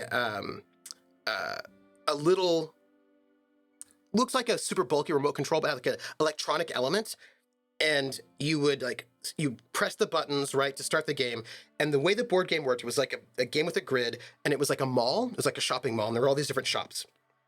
And when you started you would place your character, everyone would place their little standy little token somewhere on the board. We were all like store detectives or whatever, and the game would start, and the first thing would happen is you'd get the alarm sound for there being a crime, and then you would hear like 5 different sounds in a row. I think like the starting move was like 5 sounds. So you'd hear like alarm, and then you'd hear shloop, shloop, which means walking, shloop, shloop, walking again, shloop, shloop, walking again, which is window breaking, shloop. So you're like, okay, so there's a crime. There were 3 walkings, a window break, and a walking. So then you look at the board and you try to figure out like, okay, where all could this criminal be right now? You're on your turn, you'd hit your turn button and you get one more move, which means they opened a door. And you'd have to figure out yourself where you thought the criminal was, and you'd roll your dice, you'd move to where you think the criminal was, and your goal was to get on the same square as where the criminal was, and then press I think I've got you and hit the arrest button before any of the other players could. But the only way to know, it's sort of like Simon Says. No, I don't think it was Simon Says, it was the other one. the one where you had to like, it was like connect. Basically, you had to remember in your mind all the different possibilities. Like, okay, if you walked 3 times and then went through a window, walked once, and went through a door, that means you could be here, here, here, here, here. But you don't want to tell any of the other players where you think they are, right? And every time it's somebody's turn, the criminal moves again. And all of it's just happened through sound. So that was such a cool board game. And of course, it used a 9-volt battery, of course. And if I could get that game, I would love to have everybody play it, because that's such an interesting use of sound in a game, and it's not a video game at all. It was such a cool game. Stop Thief. And Dark Tower. And I also had Dark Tower. I also have the new Dark Tower. Thank you, Kermit. Everybody, people who know Stop Thief. It was great. Prax also remembers it. They appear to have re-released a modern version in 20. Is the modern version good? It uses an app. Is the modern version good? The 1979 classic, fully restored and better than ever. What does that mean? What does that mean? We're going to have to talk about board games. I wonder if I could get the classic Stop Thief from eBay. It looks like I can. It looks like I can get it for not that much money, but the question is, does it work? I can get it for like $20. I'm going to get Stop Thief, everybody. The original 1979 one for $20.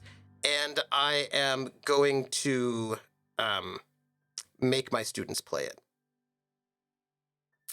That's what I'm going to do. Because this game, I think, is really interesting when it comes to ludomusicology, right? So, yes, I just pulled up a tab. Yes, it's Restoration Games, the ones that did new. Oh, did they? Well, the new Dark Tower is not the same as the old Dark Tower. I think it's very good, though, right?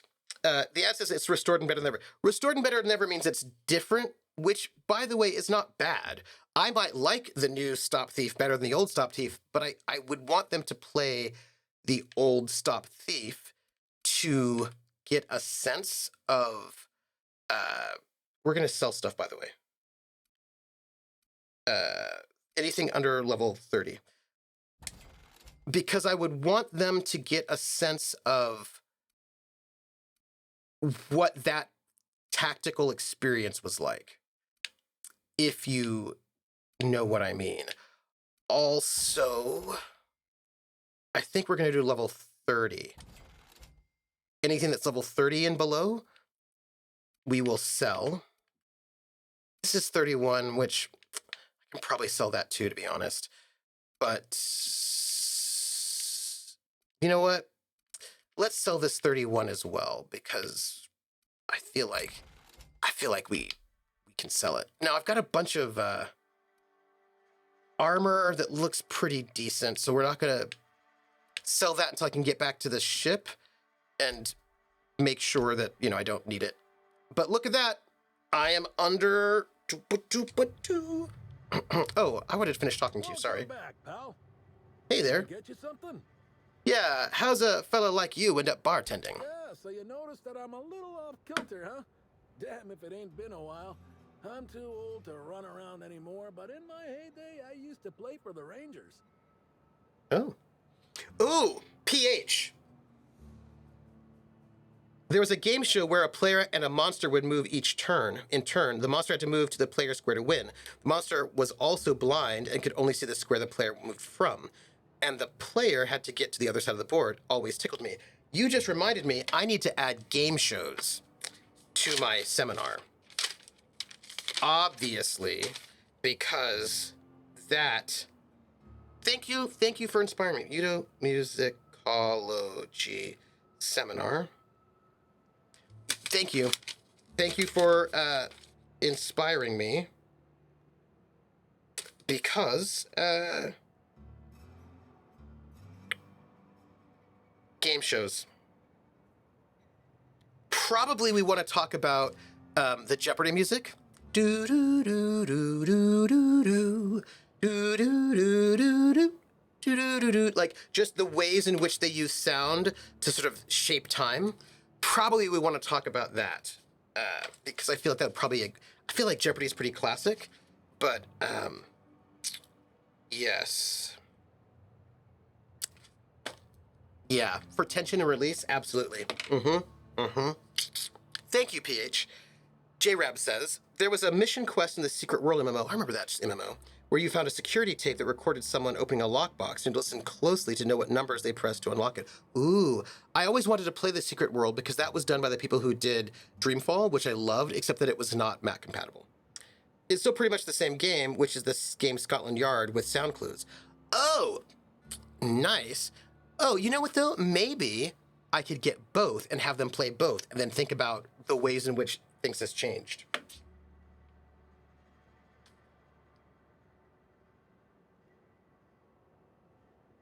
Both 1979 and 2017.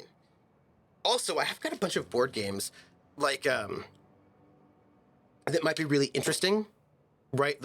All these board games are very app focused, like the new Mansions of Madness. Yeah. Yes, the classic career path. We'll just say, what position did you play? Position? I don't know. Got hit in the melon a lot, so I ain't the best in the memory department. Actually happened so often it became a specialty of mine. Getting hit with the ball was a specialty? Yep. Ernest the Bean Padilla, they called me. At least I think that's what they called me. League leader in hit by serves 2 years in a row. Folks started competing to see how many times they could hit me in a match. Called it quits not long after that. Ain't safe to take that many blows to the head.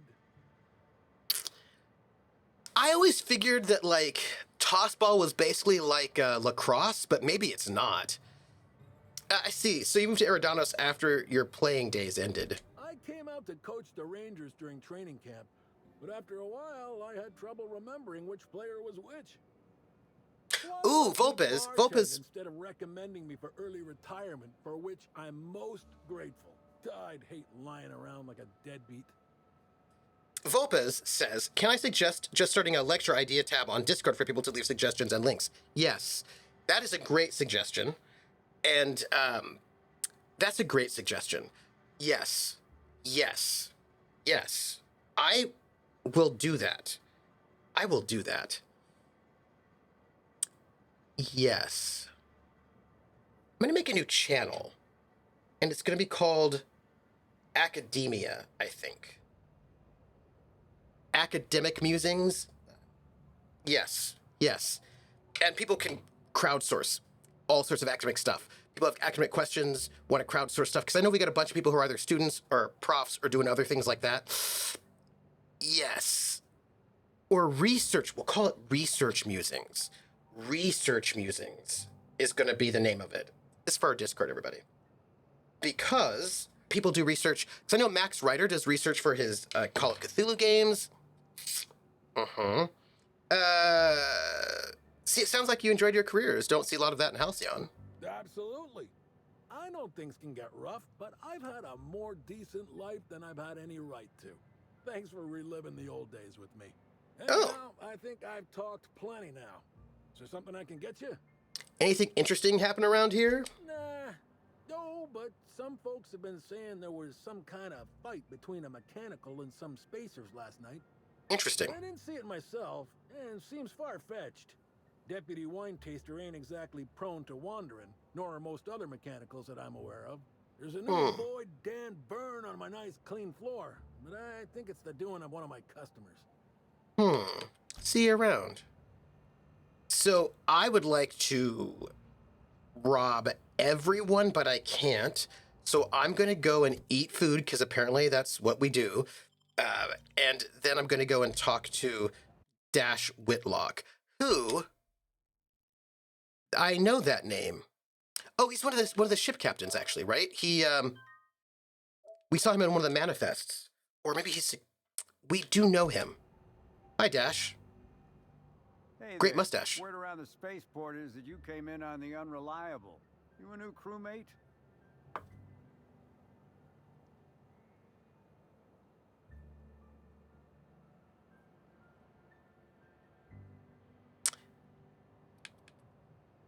I'm gonna be honest about who I am. I'm Jessica Carmichael. Sorry to tell you about Hawthorne's dead. The ship was left to me. I see. Well, this would have been easier with Hawthorne, but I hope that if you're flying his ship, it means you're a freelancer too. Wonder if you can help me. I'm listening. I run an outfit for the moving of less than legal goods. Interesting. There's a particular piece of cargo needs delivering to a particular individual in the spaceport. Interesting. Thing is, I don't know where the cargo is right now. The crewmate who handles that is in the clink for getting a little too disorderly in town. We've already attracted too much attention. Too risky to visit her myself. That's where you come in. You help us out, I'll give you an equal cut of our pay. Okay, I'm in. What do you need me to do? Great to hear. First, you need to go meet the crewmate who got herself jailed. Cassidy Mills is the name. She'll know where the cargo is. Chromatic says, so are we going to call our group art house movement the Foxhole? Probably. Look, I do love some, I love some weird arty stuff. I just do. Volpa says, well, with this crowd, it is a hole full of foxes. This is true. Couldn't you have avoided this if both of you knew where the cargo was? Could, but there'd go our plausible deniability. Technically, I don't know about any smuggled cargo, and Cassidy hasn't moved anything herself. I see. If the constable asks, I can't find any contraband cargo, and Cassidy doesn't know how it got here or what's in it. That's fair, but now how will she know I'm working with you? Oh, yeah, Yeah. right. We have a secret phrase. I like boneless spratwurst. Say that and she'll know you're a friend. Interesting passphrase. Who came up with it? Well, I did, of course. I'm something of a savant when it comes to secret codes, if I do say so myself. Well, sounds good. I'll get going. Be seeing ya. Remember, Cassidy's at the constabulary. Yeah, I know. Might be a little wary, so be careful. Well, as long as she doesn't shoot me or anything. I do know exactly where she is. She's just like right over there, and we could go and say hi to her. You know what? Might as well say hello to her before we go through all the rest of that stuff, because we've already... For me, it's about, what's the word? Oh, wait. It's about thoroughness and making sure I don't forget where I left off. So we're going to just go upstairs and go back to the constabulary. I'm pretty sure we've been here and stolen, liberated everything here. So the constabulary should be right up here. We'll just go talk to Cassidy Mills, find out what she has to say. I had things I wanted to tell you. I remember. Hello. I had two things I wanted to tell you, as a matter of fact. One was about my body, and then one was about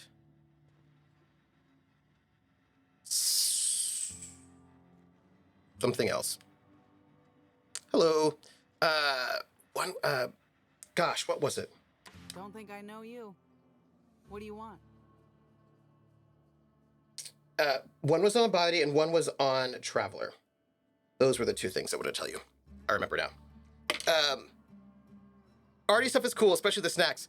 I do love Arty snacks. Did we squash the murder hornets yet? The murder hornets are squashed. I like boneless bratwurst. Yep, that sure is the passphrase, even if it is dumb as hell. What's Dash's plan? Wait, how do I know you're really Cassie Mills and not a mole? Because I'm gonna tell you where our package is, hullhead. Nice. If I were part of an ambush, you'd have already been arrested. We're in the constabulary, for law's sake. I was We're just looking testing. for cargo from our ship, the Rat King. Yes. Small package, wrapped in brown paper. Yep. It got moved to the shipping yard, but I'm not completely sure where. Well, if you're not sure where it is, how am I supposed to find it? I'm sure some sluggite knows how to find it, or has it listed in a terminal. All else fails, you could just case the joint. Might end up with some extra loot for your troubles. Okay, well, all right. Thanks. Thanks for that. Okay, so, two things, right? I wanted to tell you about my body, and then I wanted to tell you about Traveler. So, body first.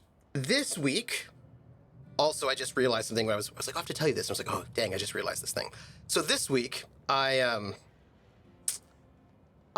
started riding my bike again because I was not able to ride my bike when it was snowing. And then, you know, basically, the semester's over, so I get to ride again. Yay! But there are two things about that. This might be the person we didn't get to talk to before. It is. Hello, Benton Chan. How are you? Who are you? You one of the new workers? A lost tourist? Wait, I don't care. Just don't knock anything over. Okay, yeah, there's a package I'm looking for. It came from the Rat King. Do you know where it is? Sure do. Why are you interested in it? You authorized? Not that I care, but something untoward happens, it'll be my ass on the line. I wish that I had a lie of 105, and I feel like I do, but whatever. I'll just bribe him. Oh yeah, I love that guy. You're square. Don't know if anyone will care about whatever's in this going missing, but I sure don't. Cool. I've got a couple questions for you, though. Hey, if it meant I could ignore my work, I'd let you talk to me about sprat reproductive practices. Ask away. So, how do you manage the shipping yard? This terminal makes it pretty easy to match a ship's cargo to its manifest. Mm-hmm. If it ain't on the terminal, then it's someone else's problem. Okay, well, what's so bad about managing a bunch of cargo? It's Nothing. boring. I just hate working. That's fair. That's all for now. Figured it wouldn't last. Anything else? Nope. See you around? I just did not have the lie. I needed lie friends with me. Okay, so I am pretty sure that I have this access card. So let's save. So I started riding my bike again this week. I've ridden Tuesday and Thursday, and I should ride. I was gonna ride on. I like to ride on Sundays. I like to do like Tuesday, Thursday, Sunday. But I just realized that Sunday is graduation, which means I don't know if I'm. Oh, so Sunday. Not only is Sunday graduation, by the way, I've got graduation on Sunday, and I also have. I'm doing a talk show over at Zeal Zaddy. Sunday night, we're talking about GM prep, which is very exciting. But I've got a lot of prep to do for the show, the talk show, and doing all that is going to take a lot of time, and I need to do that. Anyways, the point is that I'm not quite certain that I will have the time to do that. Anyway, so I was like, so basically my thought is I should probably ride my bike today, but I wanted to do a bunch of prep today, and I already showered. Point is, I should probably go. I just realized that I should probably ride my bike today, even though, you know. You gotta teach me that. There we go. So we should probably jump out in order to reset our thing, and then come back in. Just real quick. Let me just move over here. Move. Mm-hmm. There we go. So I was gonna tell you something, right? Yeah. So anyway, so I started biking today, right? And I should do I do a long ride on the weekends. So like a short ride during the week and then a long ride during the weekends. And it's not that long because I've not ridden in a couple of months, like not for real. So I'm gonna do I did 5 miles Tuesday, Thursday, and then I'm gonna do 10 miles. I should probably actually just do that today. I might be able to do it early in the morning though. If I can wake up early enough, tomorrow I could do it. Point being, I also, not only did I start riding again, but I also decided to do, do you know Derby, Nerd Fitness, Debus, Derby? They do these nerd fitness things. They have a role-playing game, 60-day role-playing game, fitness journey, 30 days. They've got a bunch of these. And I did one which is only upper body because I'm doing lower body for biking. And so I started that, and it's just every day. The workouts are 10 minutes. They're not very long. But I have to tell you, having started working out again after not having done it in a bit, my body is exhausted. I was like, oh, that's right. I need to eat more protein. And also, like, my body's like, so I'm a little exhausted, and I'm wanting to sleep a whole bunch because I've started working out again, and I can feel it. Like, I can feel it in my triceps. I was like, oh no, I can feel it in my quads. So I need to get a little bit, so I'm a little tired. So that's one thing I'm going to tell you.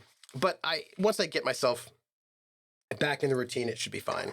But it's good, right? It's good to get back, and I am really excited. And I hope by the end of this summer, I can do another metric century, another like 60, like a 62-mile ride. That'd be really great if I can work myself back up to that. So that'd be wonderful. And I get to keep riding in the spring, fall, because no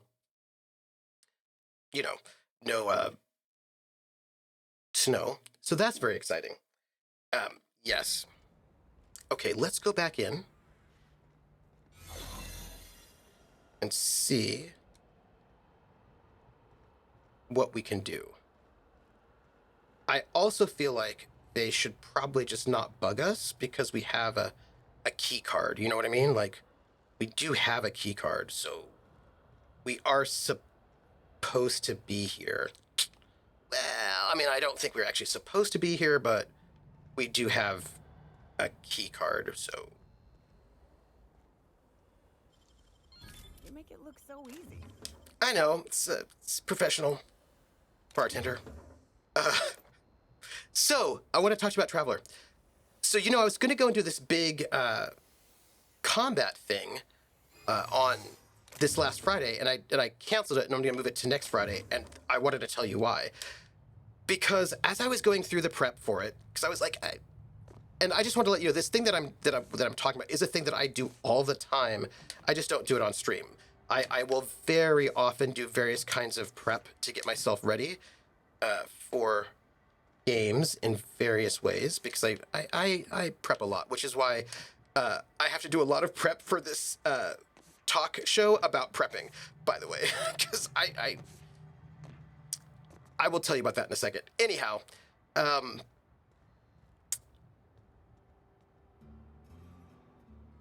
so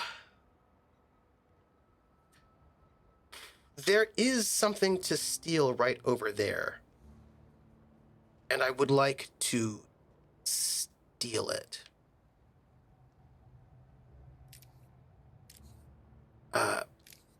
So as I was saying, as I was doing the prep, I realized a couple of things. That there are two different sets of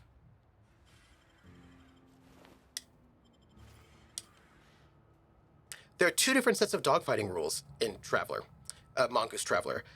And I was like, oh, there are two different sets of dogfight rules. I thought that we had... Okay, so there are a couple of different sorts of... Excuse me? Nope. What was that? Nothing? Woo! Look at that. Nothing? So there are different sorts of, there are different combat rules in Traveler that scale differently and that do different things. And there's sort of basically person-to-person combat. Ooh, how do I describe this?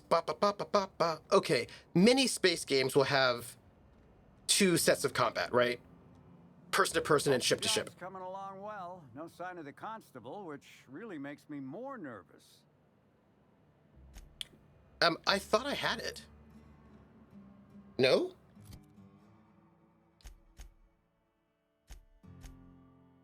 Question Ella Tinsley about the missing cargo. The man who chased, speak with Spencer Woolrich. Go to Rizzer's Rangers Mask, Track down the profit or profitability. Oh. Okay, I've got to go talk to Cassidy. Sorry, I'm like, I thought I had this. Yeah, I waited. So there's ship to ship and person to person, right? And I was like, oh, but we're gonna do like small fighters, and they have dogfighting rules for that. And I was like, oh yeah, I've got to go and like review the dogfighting rules. But as it turns out, there are two different sets of dogfighting rules. There's the vehicle dogfighting rules and the spaceship dogfighting rules, but spaceships... You're back, I see. Hope the law hasn't caught on to what you're doing. Law meaning authorities, that is, not the forces running the universe. No, I understand that. But when spaceships take part in vehicle dogfighting, then they use... The rules are almost the same, but not the same. And I had to, like... Sound a little stupid, but I got a thing about mechanicals. Don't like the way they move or the sounds they make. Gives me the creeps. I was drinking with Dash in the cantina when a funny-looking one tried Fight it up in beside us. space! Seemed like it was some kind of monster. So I started yelling, banging on it. I see. Don't know what happened next, but I think it involved another mechanical. Uh-huh. I passed right out then, and when I woke back up, I was here. Uh-huh. Not the most graceful thing I've ever done. Fair. I've got the cargo. What's next? No complications? No. Grand. The recipient is Joseph Dempsey. He runs the Eridanos Dry Goods and Sundry. Well, I hope all this legwork is worth it. Okay, so as I was saying, we need to get this Dry Goods and Sundry, which I think is this place up here? I'm pretty sure it is. So it turns out there are two different sets of rules. Yes. Welcome back. The Eridanos Dry Goods and Sundry Of dogfighting is rules. standard and unremarkable as when you left it. So, A shipment, you say? yes. The only shipment I'm expecting is 100 pounds of salt tuna a week from now. And I certainly don't expect it to be brought by an inspector. Yeah, I like boneless bratwurst, though. Is that supposed to be some kind of code phrase? It has no nuance, no subtlety. Sticks out like a bent nail. A I know. constable could detect that from the other side of Eridanos. I know. I learn about secret codes in my off time. For fun. It's never anything that I actually need to use, mind. Oh, let's be snarky about it. I must have been mistaken. I guess I'll just turn this cargo to the constabulary. Wait. On second thought, you should let me take a look. Hmm. Just in case it's something I ordered and forgot about. Follow me to the back. Sweet. Okay, so I was checking the, ooh, what is this? The Mask of Lord Cavendish, who revealed himself to the masked marketeer in the thrilling final episode of the eponymous serial. He was surely executed by the authorities for extensive vigilantism without the proper vigilante licenses. Remember, our bureaucracy exists for a reason, and to surpass it for however noble a cause is to rebel against the entirety of Halcyon. Psh, not gonna get a vigilante license. Come on. All right. So, as you can see, this actually ain't the most standard and unremarkable general store this side of Halcyon. Fair. Welcome to my black market. Whatever Sweet. you're here for, weapons, information, contraband, cane and ointment, I've got it. Sweet. Sorry for the frosty reception. Had to make sure you weren't with the constable. But seeing how you're a freelancer, I hope I ain't got nothing to worry about. You won't. I can be trusted. Good. A worthy freelancer is hard to find. Since you're in the know, you can access my black market stock. Oh. Though, you'll have to come by later. I'm waiting on my next shipment. Okay. Here's your pay. Good doing business with you, especially seeing how you didn't take this to the constable. Would have been a mighty pain in my tail end. Sweet. I bet I didn't make hardly any money. So, since I went through all the work to bring it to you, like, can I see what's in the box? See? No. But Oh. I might tell you what's in it, so long as it's nothing proprietary, volatile, or breathing. Is Let's it have a little look. a human head? Contraband weapon parts, a few chemicals for the crafting of high explosives. All fairly standard. What's in the And a box? canister of trimethyl sulfoxide. Where dimethyl sulfoxide is good at keeping folks in stasis, trimethyl sulfoxide is nice for helping refrigerators run. Useful stuff. Let's have a look at your stock. Okay, so what I wanted to tell you was this, right? So the two different dogfighting rules are mostly the same, but they're not the same. And what I noticed is that a bunch of people, I was like, oh, wait, there's an action called the dogfighting action. And in the vehicle, so there's dogfighting rules in the vehicle section. If you go through the book, it says, reading along, combat, you can go to vehicles, and like vehicle combat is just like regular combat, except that you use these dogfighting rules. And here's the actions you can do, here's what it goes. I was like, okay. And then you go further and you get into spaceship combat, and they're like, once you get into close or adjacent range, spaceships go and use dogfighting rules. They're basically the same as the vehicle rules. Here's some stuff. And the thing is, they are sort of the same, but they aren't actually the same. And so I was looking at message boards, and a lot of people were like, oh, well, I think there's an action called dogfighting. And people are a little bit confused as to what that means because they're described differently in, what is this? Slug Worker Identity Cartridge.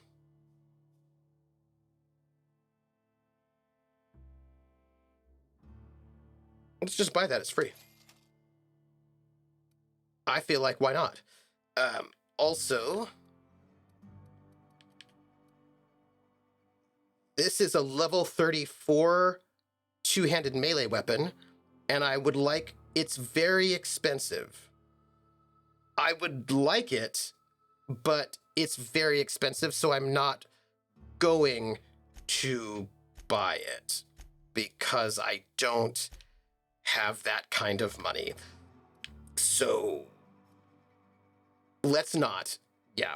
Okay. But I feel like I might have picked up some new things while I was away.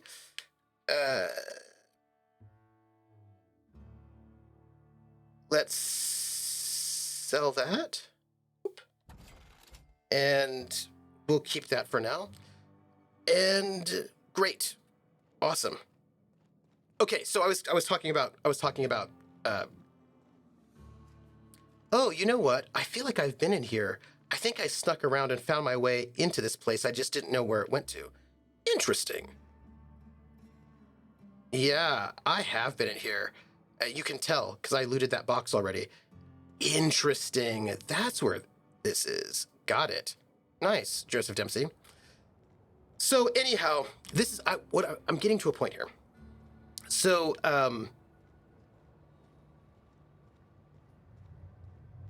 there's a bit of a disconnect between what the dogfighting action does in vehicle combat and what it does in spaceship combat, and people just figure that was an error, right? There was like a mistake that probably just works the same way. But I thought, I don't think that's... I need to figure out in my mind what these differences are, right? I need to like think about this. And I thought about it. Look, I'm very conceptual. I often think, I don't think necessarily, that's an error. I think there's probably something here that I'm missing. And I thought about it, and I figured out, let's see. I have to let Dash know. I figured out what I think is going on, right? And for me, it's about conceptual. Like, I know a lot of people think, oh, well, the rules say this, and they kind of just leave it at that, and either the rules make sense or they don't make sense. But I often think the same rules can make sense or not make sense based on how you're conceptualizing them, right? Coming along well. No sign of the constable, which really makes me more nervous. So... Excellent. Let's divvy up the payment 3 ways, and we can consider this matter settled.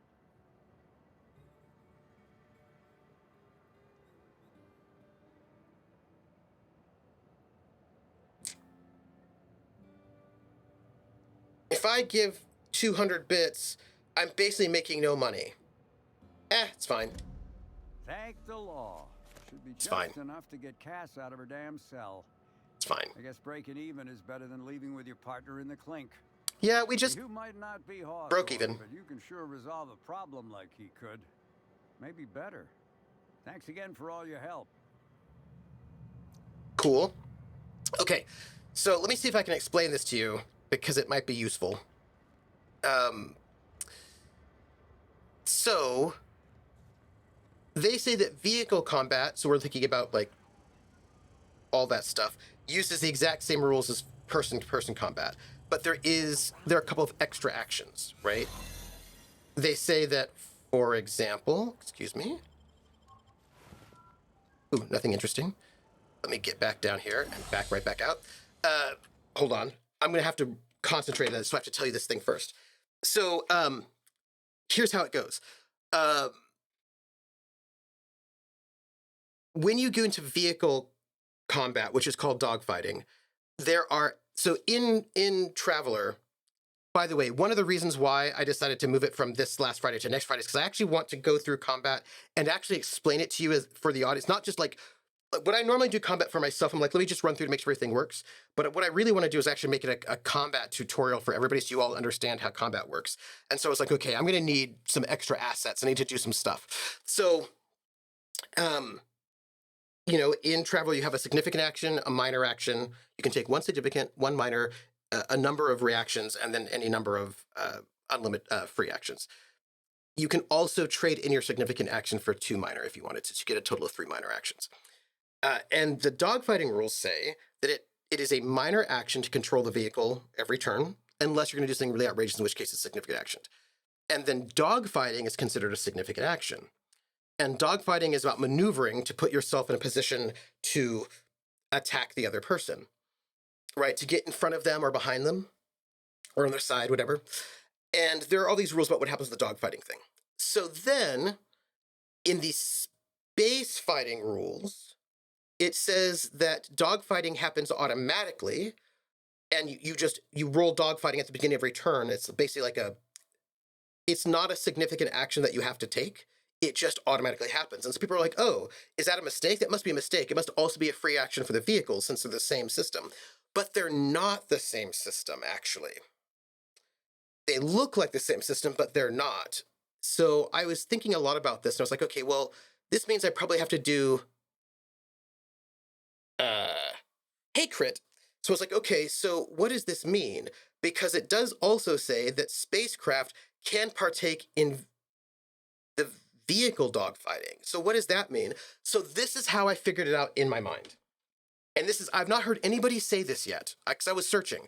I think they all are like, oh, basically there's some kind of error. We should just treat them the same way. And actually, I think that's not true.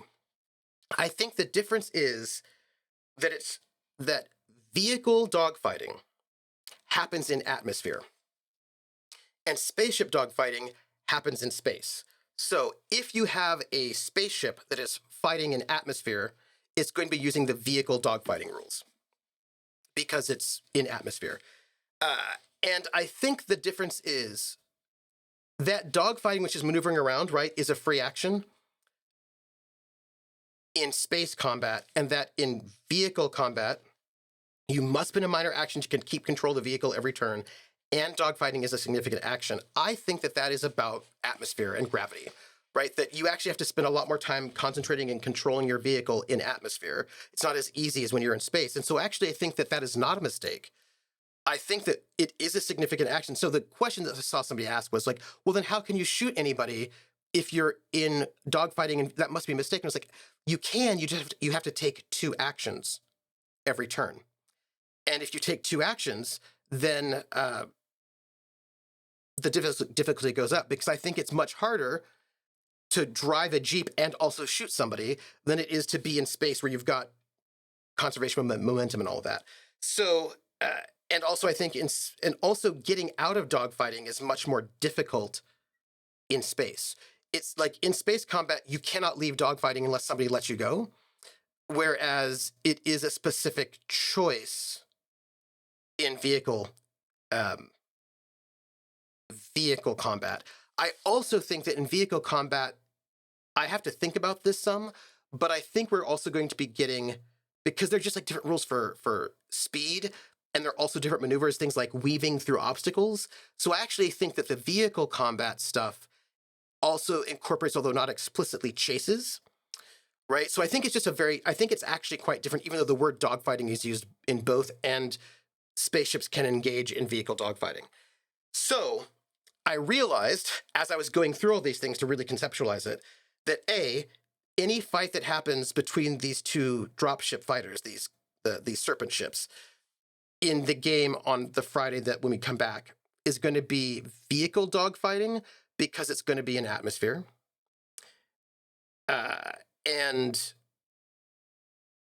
But space dogfighting is different.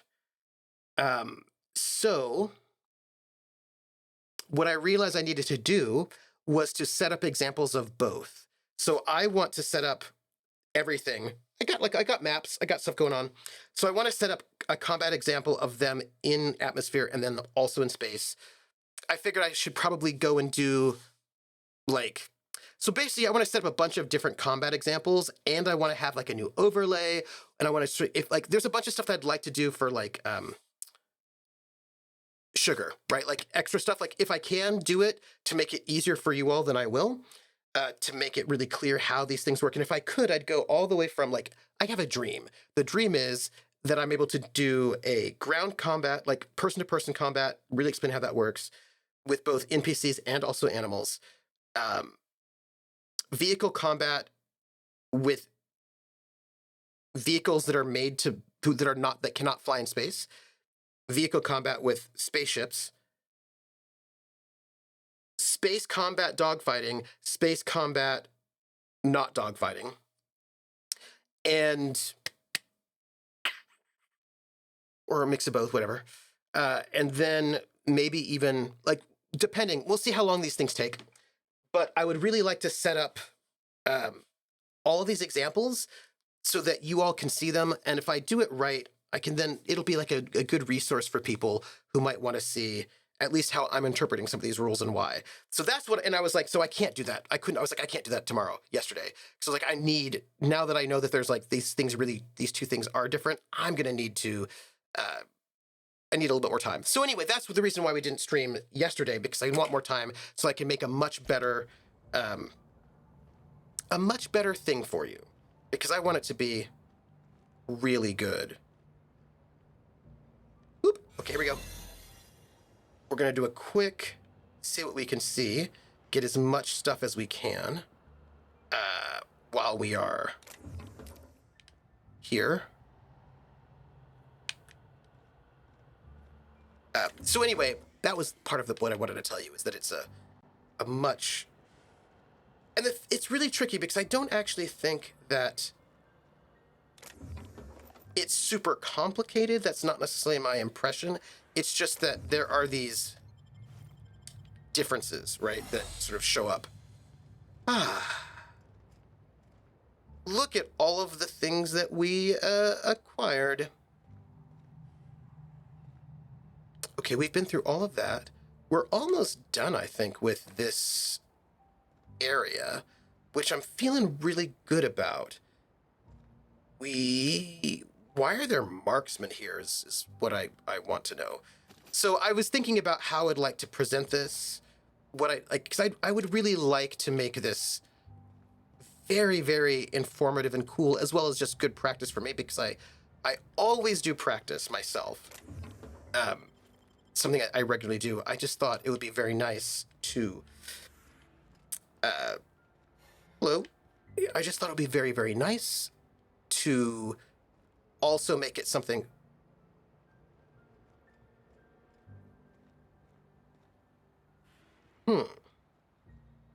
Freight and processing. I see. I thought it'd be very nice to make it something that would be really useful for other folks as well, who are interested in GMing Traveler or playing it, right? So I thought I just would like to make a nice resource.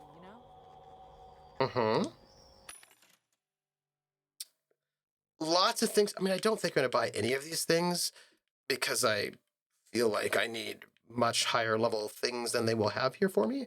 But, you know, a rake. It's like a normal rake, only smaller and with claws.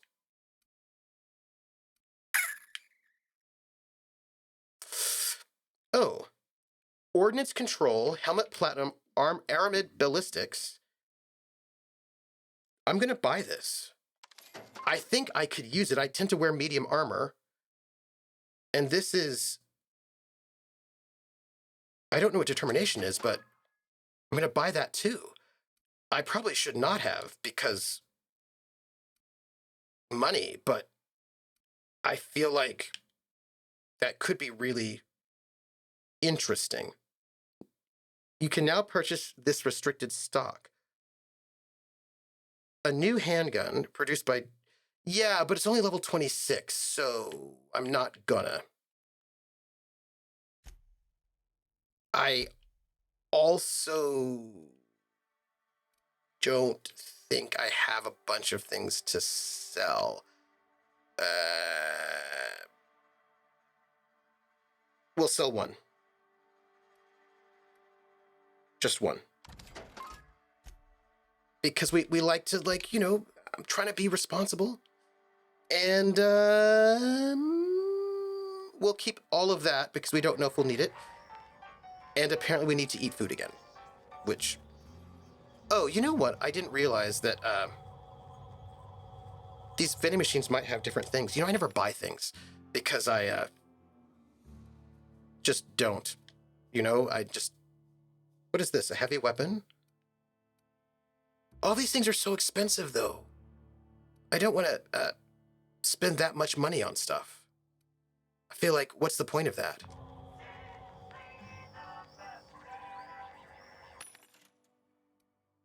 Oh. You know what? I probably should be looking at these vending machines. What if there's, like, cool things that I have not been paying attention to all this time, and that I probably would have wanted, except that none of these things are good, so maybe not. I'm gonna look in your... I'm gonna look at chat. Chat's more exciting anyway.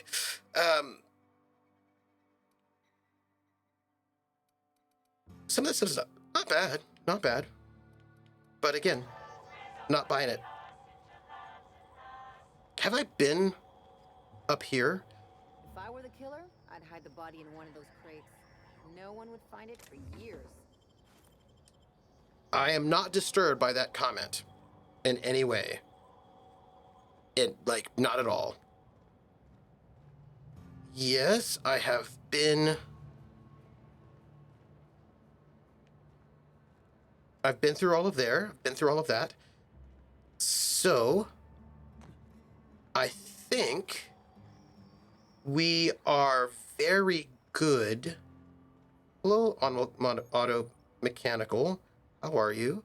I think we are very good on many levels in terms of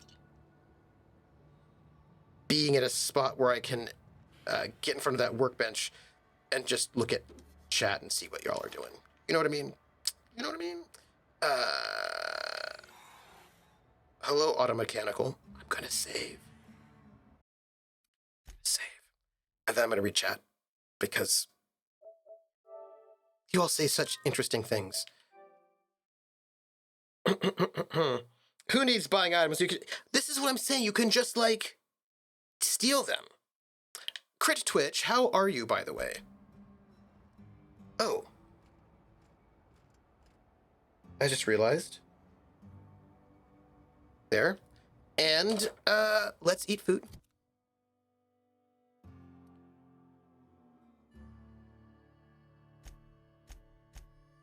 We're in the money. Huh. Everybody, I don't know if you know what just happened, but I do. I know exactly just what happened. So what I want to tell you is that we just got bits. They just came in. And I don't know if you know what that means, but I do. Whenever we get bits, I sing We're in the Money, as sung by Ginger Rogers from the film Gold Diggers of 1933, which means I sing it in Pig Latin. Krone says, I do not say interesting things. You take that back. I don't know if I will take it back. Ade de one if we I we ilwe ikte at the akbe. Ellen Cray. Irwain hey the anime. Irwain hey the anime. If we at gile at we at wet wakes to tate gile young way. Irwain hey the anime. The ice skates are on his side. Hold me in the aviation pray. Ooh, you're ooh, thrill you're still me hungry. Ooh. Eat red Leonsley, elf red Briansley, ooh, day. And when we see the end, the order wolf of the eye get in the eye. We're in the money, we're in the money. We've got a lot of what it takes to get along. Eee.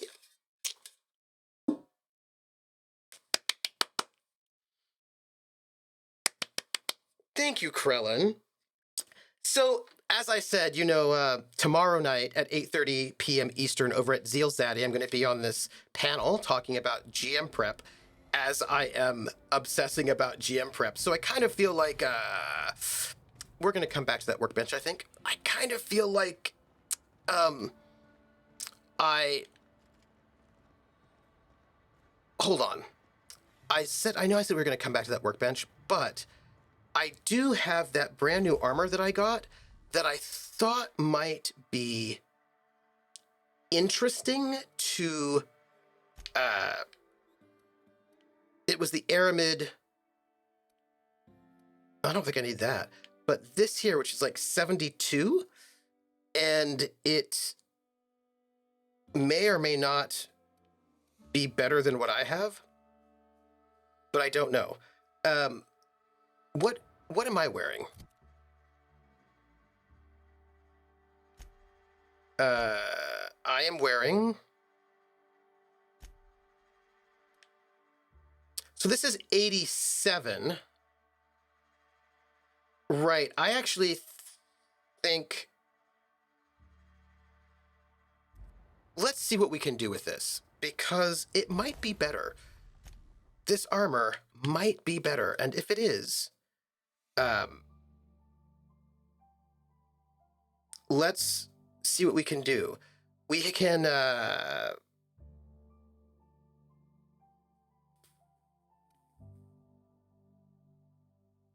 it has factory stock armor plating, but I could add great things to it. I could have augmented toughening, which is increasing the damage by 5.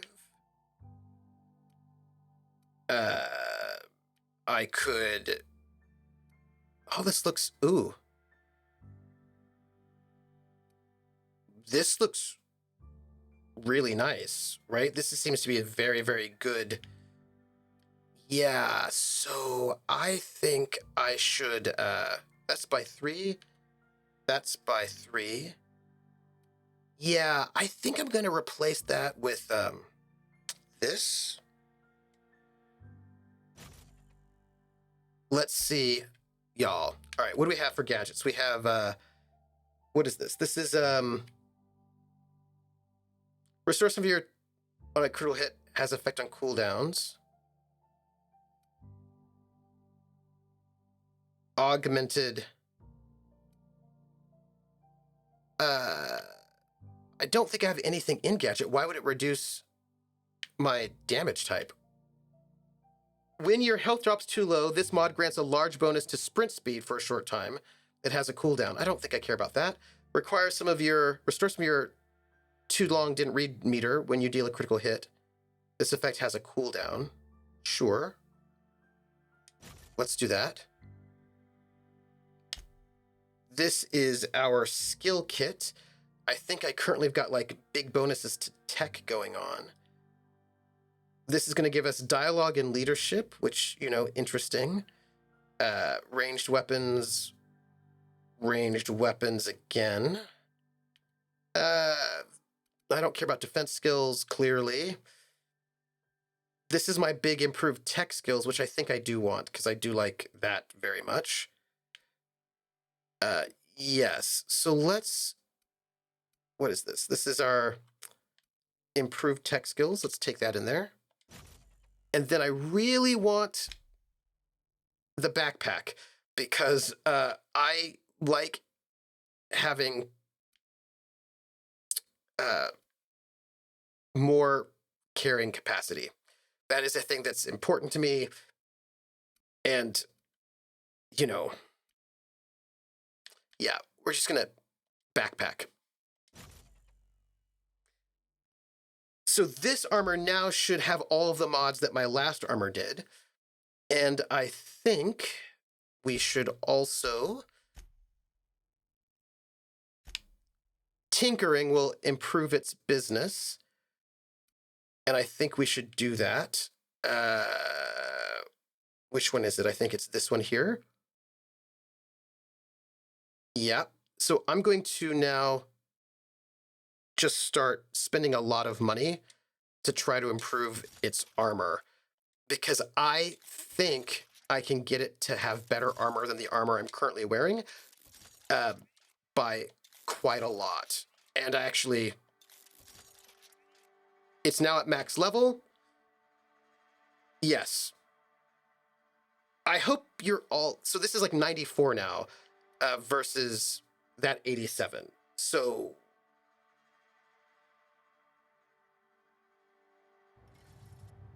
Right? I would like you to know that I am now officially doing the things you're supposed to do. And equip it. And look, woo, level 41, right? This is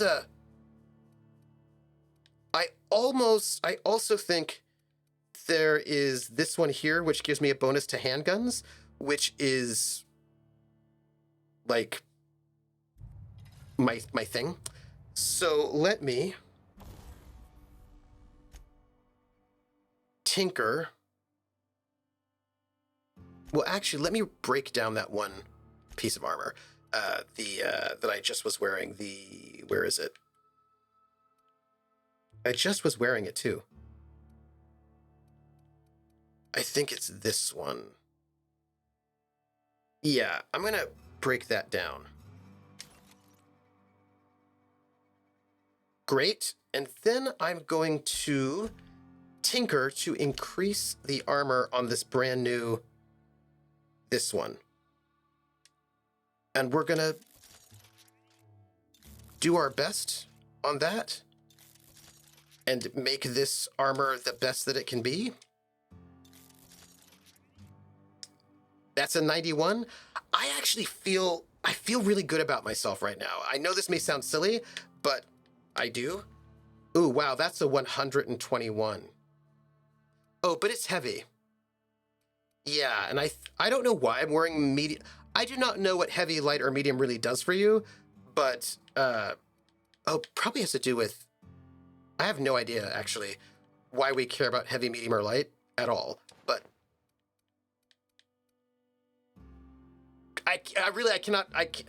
in some games, I know the difference between heavy, medium, light. It's about whether or not you actually even have, what do you call it?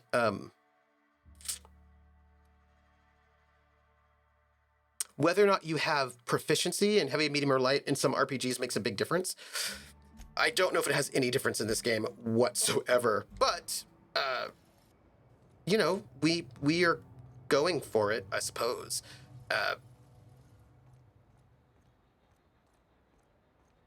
I'll keep the other helmet around just in case. Also, I am going to have to end the stream really soon, but I figure we could at least get inside the building and see what it looks like. Go in style. All right, let's see. Oh. Well, this seems to be a big deal. It seems like if we go in there... Oh, didn't mean to, pardon me. If we go in there, we get into a whole new hullabaloo. So I think we probably shouldn't go in there at the moment because brand new hullabaloo, because we have to end the stream. It is 3:30. So instead of going in there, I'm going to just loot a couple things really fast. And having looted them, go back to that location. What is this? Oh, it's security. We're not going to go in there. We'll just see what's in here. I bet nobody... See, look, nobody's in here. We can just take everything from them and feel good about ourselves. Anyway, that was a story of what I wanted to do for Travelers. Like, I was like, oh, I want this to be really much grander than just like my regular streamer. Like, my regular practice of let me go and check out let me go run through some combat. Let me do this for real. So since I'm going to do it for real, I wanted to wait till next Friday so that I can really give you all something very useful and cool to deal with. Those are my thoughts. And I have now stolen everything from security that there is to steal, because why would I not do that? And it looks like the only thing we have left on this whole bottom section is the back of this restricted area. And this is so many items to pick up. I'm here already, right? So what I'm gonna do is just go through the back of this building, get as much as I can, and then we will basically be done with this level, except for that one big area. And so when we come back next Saturday, we will have, we'll be in such a good spot. And yeah, so you can find me next, right?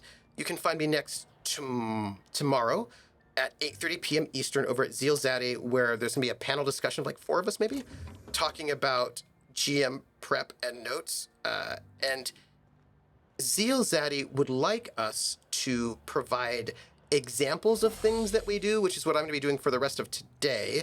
I'm gonna be going through all of my old like campaign pitches and notes and figuring out if there are really good examples of all the things that I do so that I can give that to him. Ooh. And that is going to be, one of my goals for today. And then continue to work on the Traveler stuff. So, but also I've got a couple games coming up that I'll be GMing, so I want to make sure I can get some work on this. So anyway, today's going to be like a bunch of game prep. And also making food. But that was not what I was here to tell you about. I was here to tell you about where you could find me next. So, Zeal Zaddy tomorrow night. You'll be asleep? Oh, that's fine. And then you can find me on, as far as I know, you can find me next on Thursday for more Disco Elysium. Friday, and that Thursday is going to be 6 o'clock. Friday at our 7 o'clock for the big Traveler Combat Primer extravaganza. And, oh, excuse me. There's a person walking. Let's just let them go past. I mean, I do have an ID card, but I don't think we need to have that conversation right now. You know what I mean? And what's the... and then Saturday for more Outer Worlds. I also feel like something else is coming up. No, we were going to do Vampire next week, but we don't have Vampire next week, so that's not happening. It's going to start the week after. And...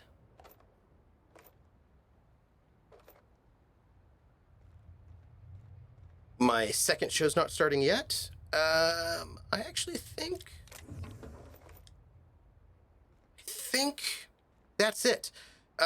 New things are starting soon, though, so keep your eyes out for that. Also, what's up here? This looks to be a way into the building that we're going to be going in officially anyway. So I feel like we don't necessarily need to explore that back way at the moment. Also because I'm ending the stream, so... ooh. I'm going to just walk through. Huh, who's there? Nope. No. Whoa. Hi. Hold a moment. Yeah? Who the hell are you? Oh, come on. You forgot my name again? Oh, shit. Sorry. Whatever, I'm used to it. That's sad. I get lost in the system once in a while, too. Oh, Sorry again. that's all right. Hey, can I just take this? Nope.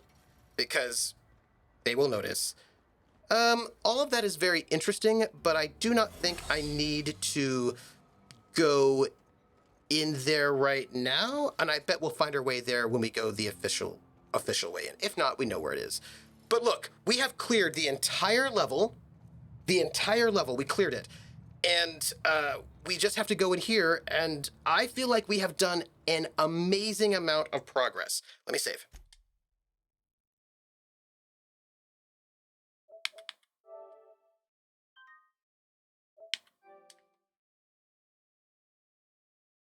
Huh? Amazing amount of progress. I'm very excited about that. So, let's see. I told you where you can find me next. Woo! Friday, May 26th, 7 to 11, Tales from Foxtail Showdown. Yeah, not the Lindsay Showdown. We're not doing the Lindsay.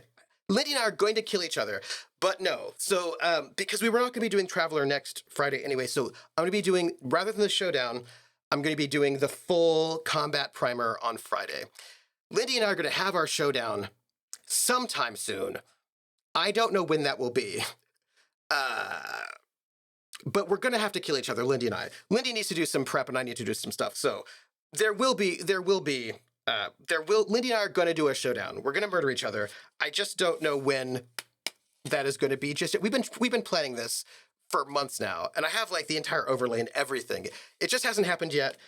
Also, there's going to be another session in June where we don't have the gamblers, but I've already been inviting people for a special secret thing for that one, for a one-shot, which is not the showdown. I just need one more person. And yeah. Crazy busy, I love you. Ugh. I love you all too. And I'm going to be doing an offline short shot that you don't know about, because it's offline for some friends. I promised some friends of mine that I would run them through Good Society. Like 3-4 sessions. I've got some stuff that I need to do, but Lindy is on a road trip. Lindy has been driving with her husband from Florida to Washington State and back. And so she is set to get back in town like Monday or Tuesday. Wednesday, Thursday, Monday, Tuesday, Wednesday, sometime next week. So she was doing this really amazing road trip, and she should be back sometime next week. And I thought, it might not be bad to not do the showdown with her anyway, because she's just done like this massive road trip involving like, sleeping in a tent, like in the Grand Canyon or whatever. So it'll be nice to have her back because I miss her. And yeah. So you can find me here, Trooper SJP. You can find me on YouTube at Trooper SJP for an archive of all this stuff and maybe a surprise video. And you can find me at Academic Foxhole on Twitter and also Patreon. And the Patreon goes to pay for the casts and for art of the show. And you can also find me we have a merch store, and you can get cool merch, like our awesome notebook, etc. And also you can find me on Discord. Those are all the places. Oh yeah, Valtiel, I was up kind of late last night working on stuff for this surprise video. Yeah. Just letting you know. But I think that's all the stuff. So I'm going to go and eat. I'm going to make a sandwich, eat some food. And, you know what? It is a Saturday, which means we should probably see if there's anyone to raid, because that is what kind and good people do. Let's see. Who's up? Pumpkinberry is up. And I love Pumpkinberry, so we're going to raid Pumpkinberry because I love PB. Just all of the love for PB. So this is the raid command, everybody. To remind you, also to remind myself. Let's go give PB some love, huh? And like, give love to PB because I love PB. PB's the best, and PB is just great. So we're gonna go and raid PB. Give PB some love. Also, thank you all for being here and being so amazing, and I will catch you all on the flip side, everybody. Bye.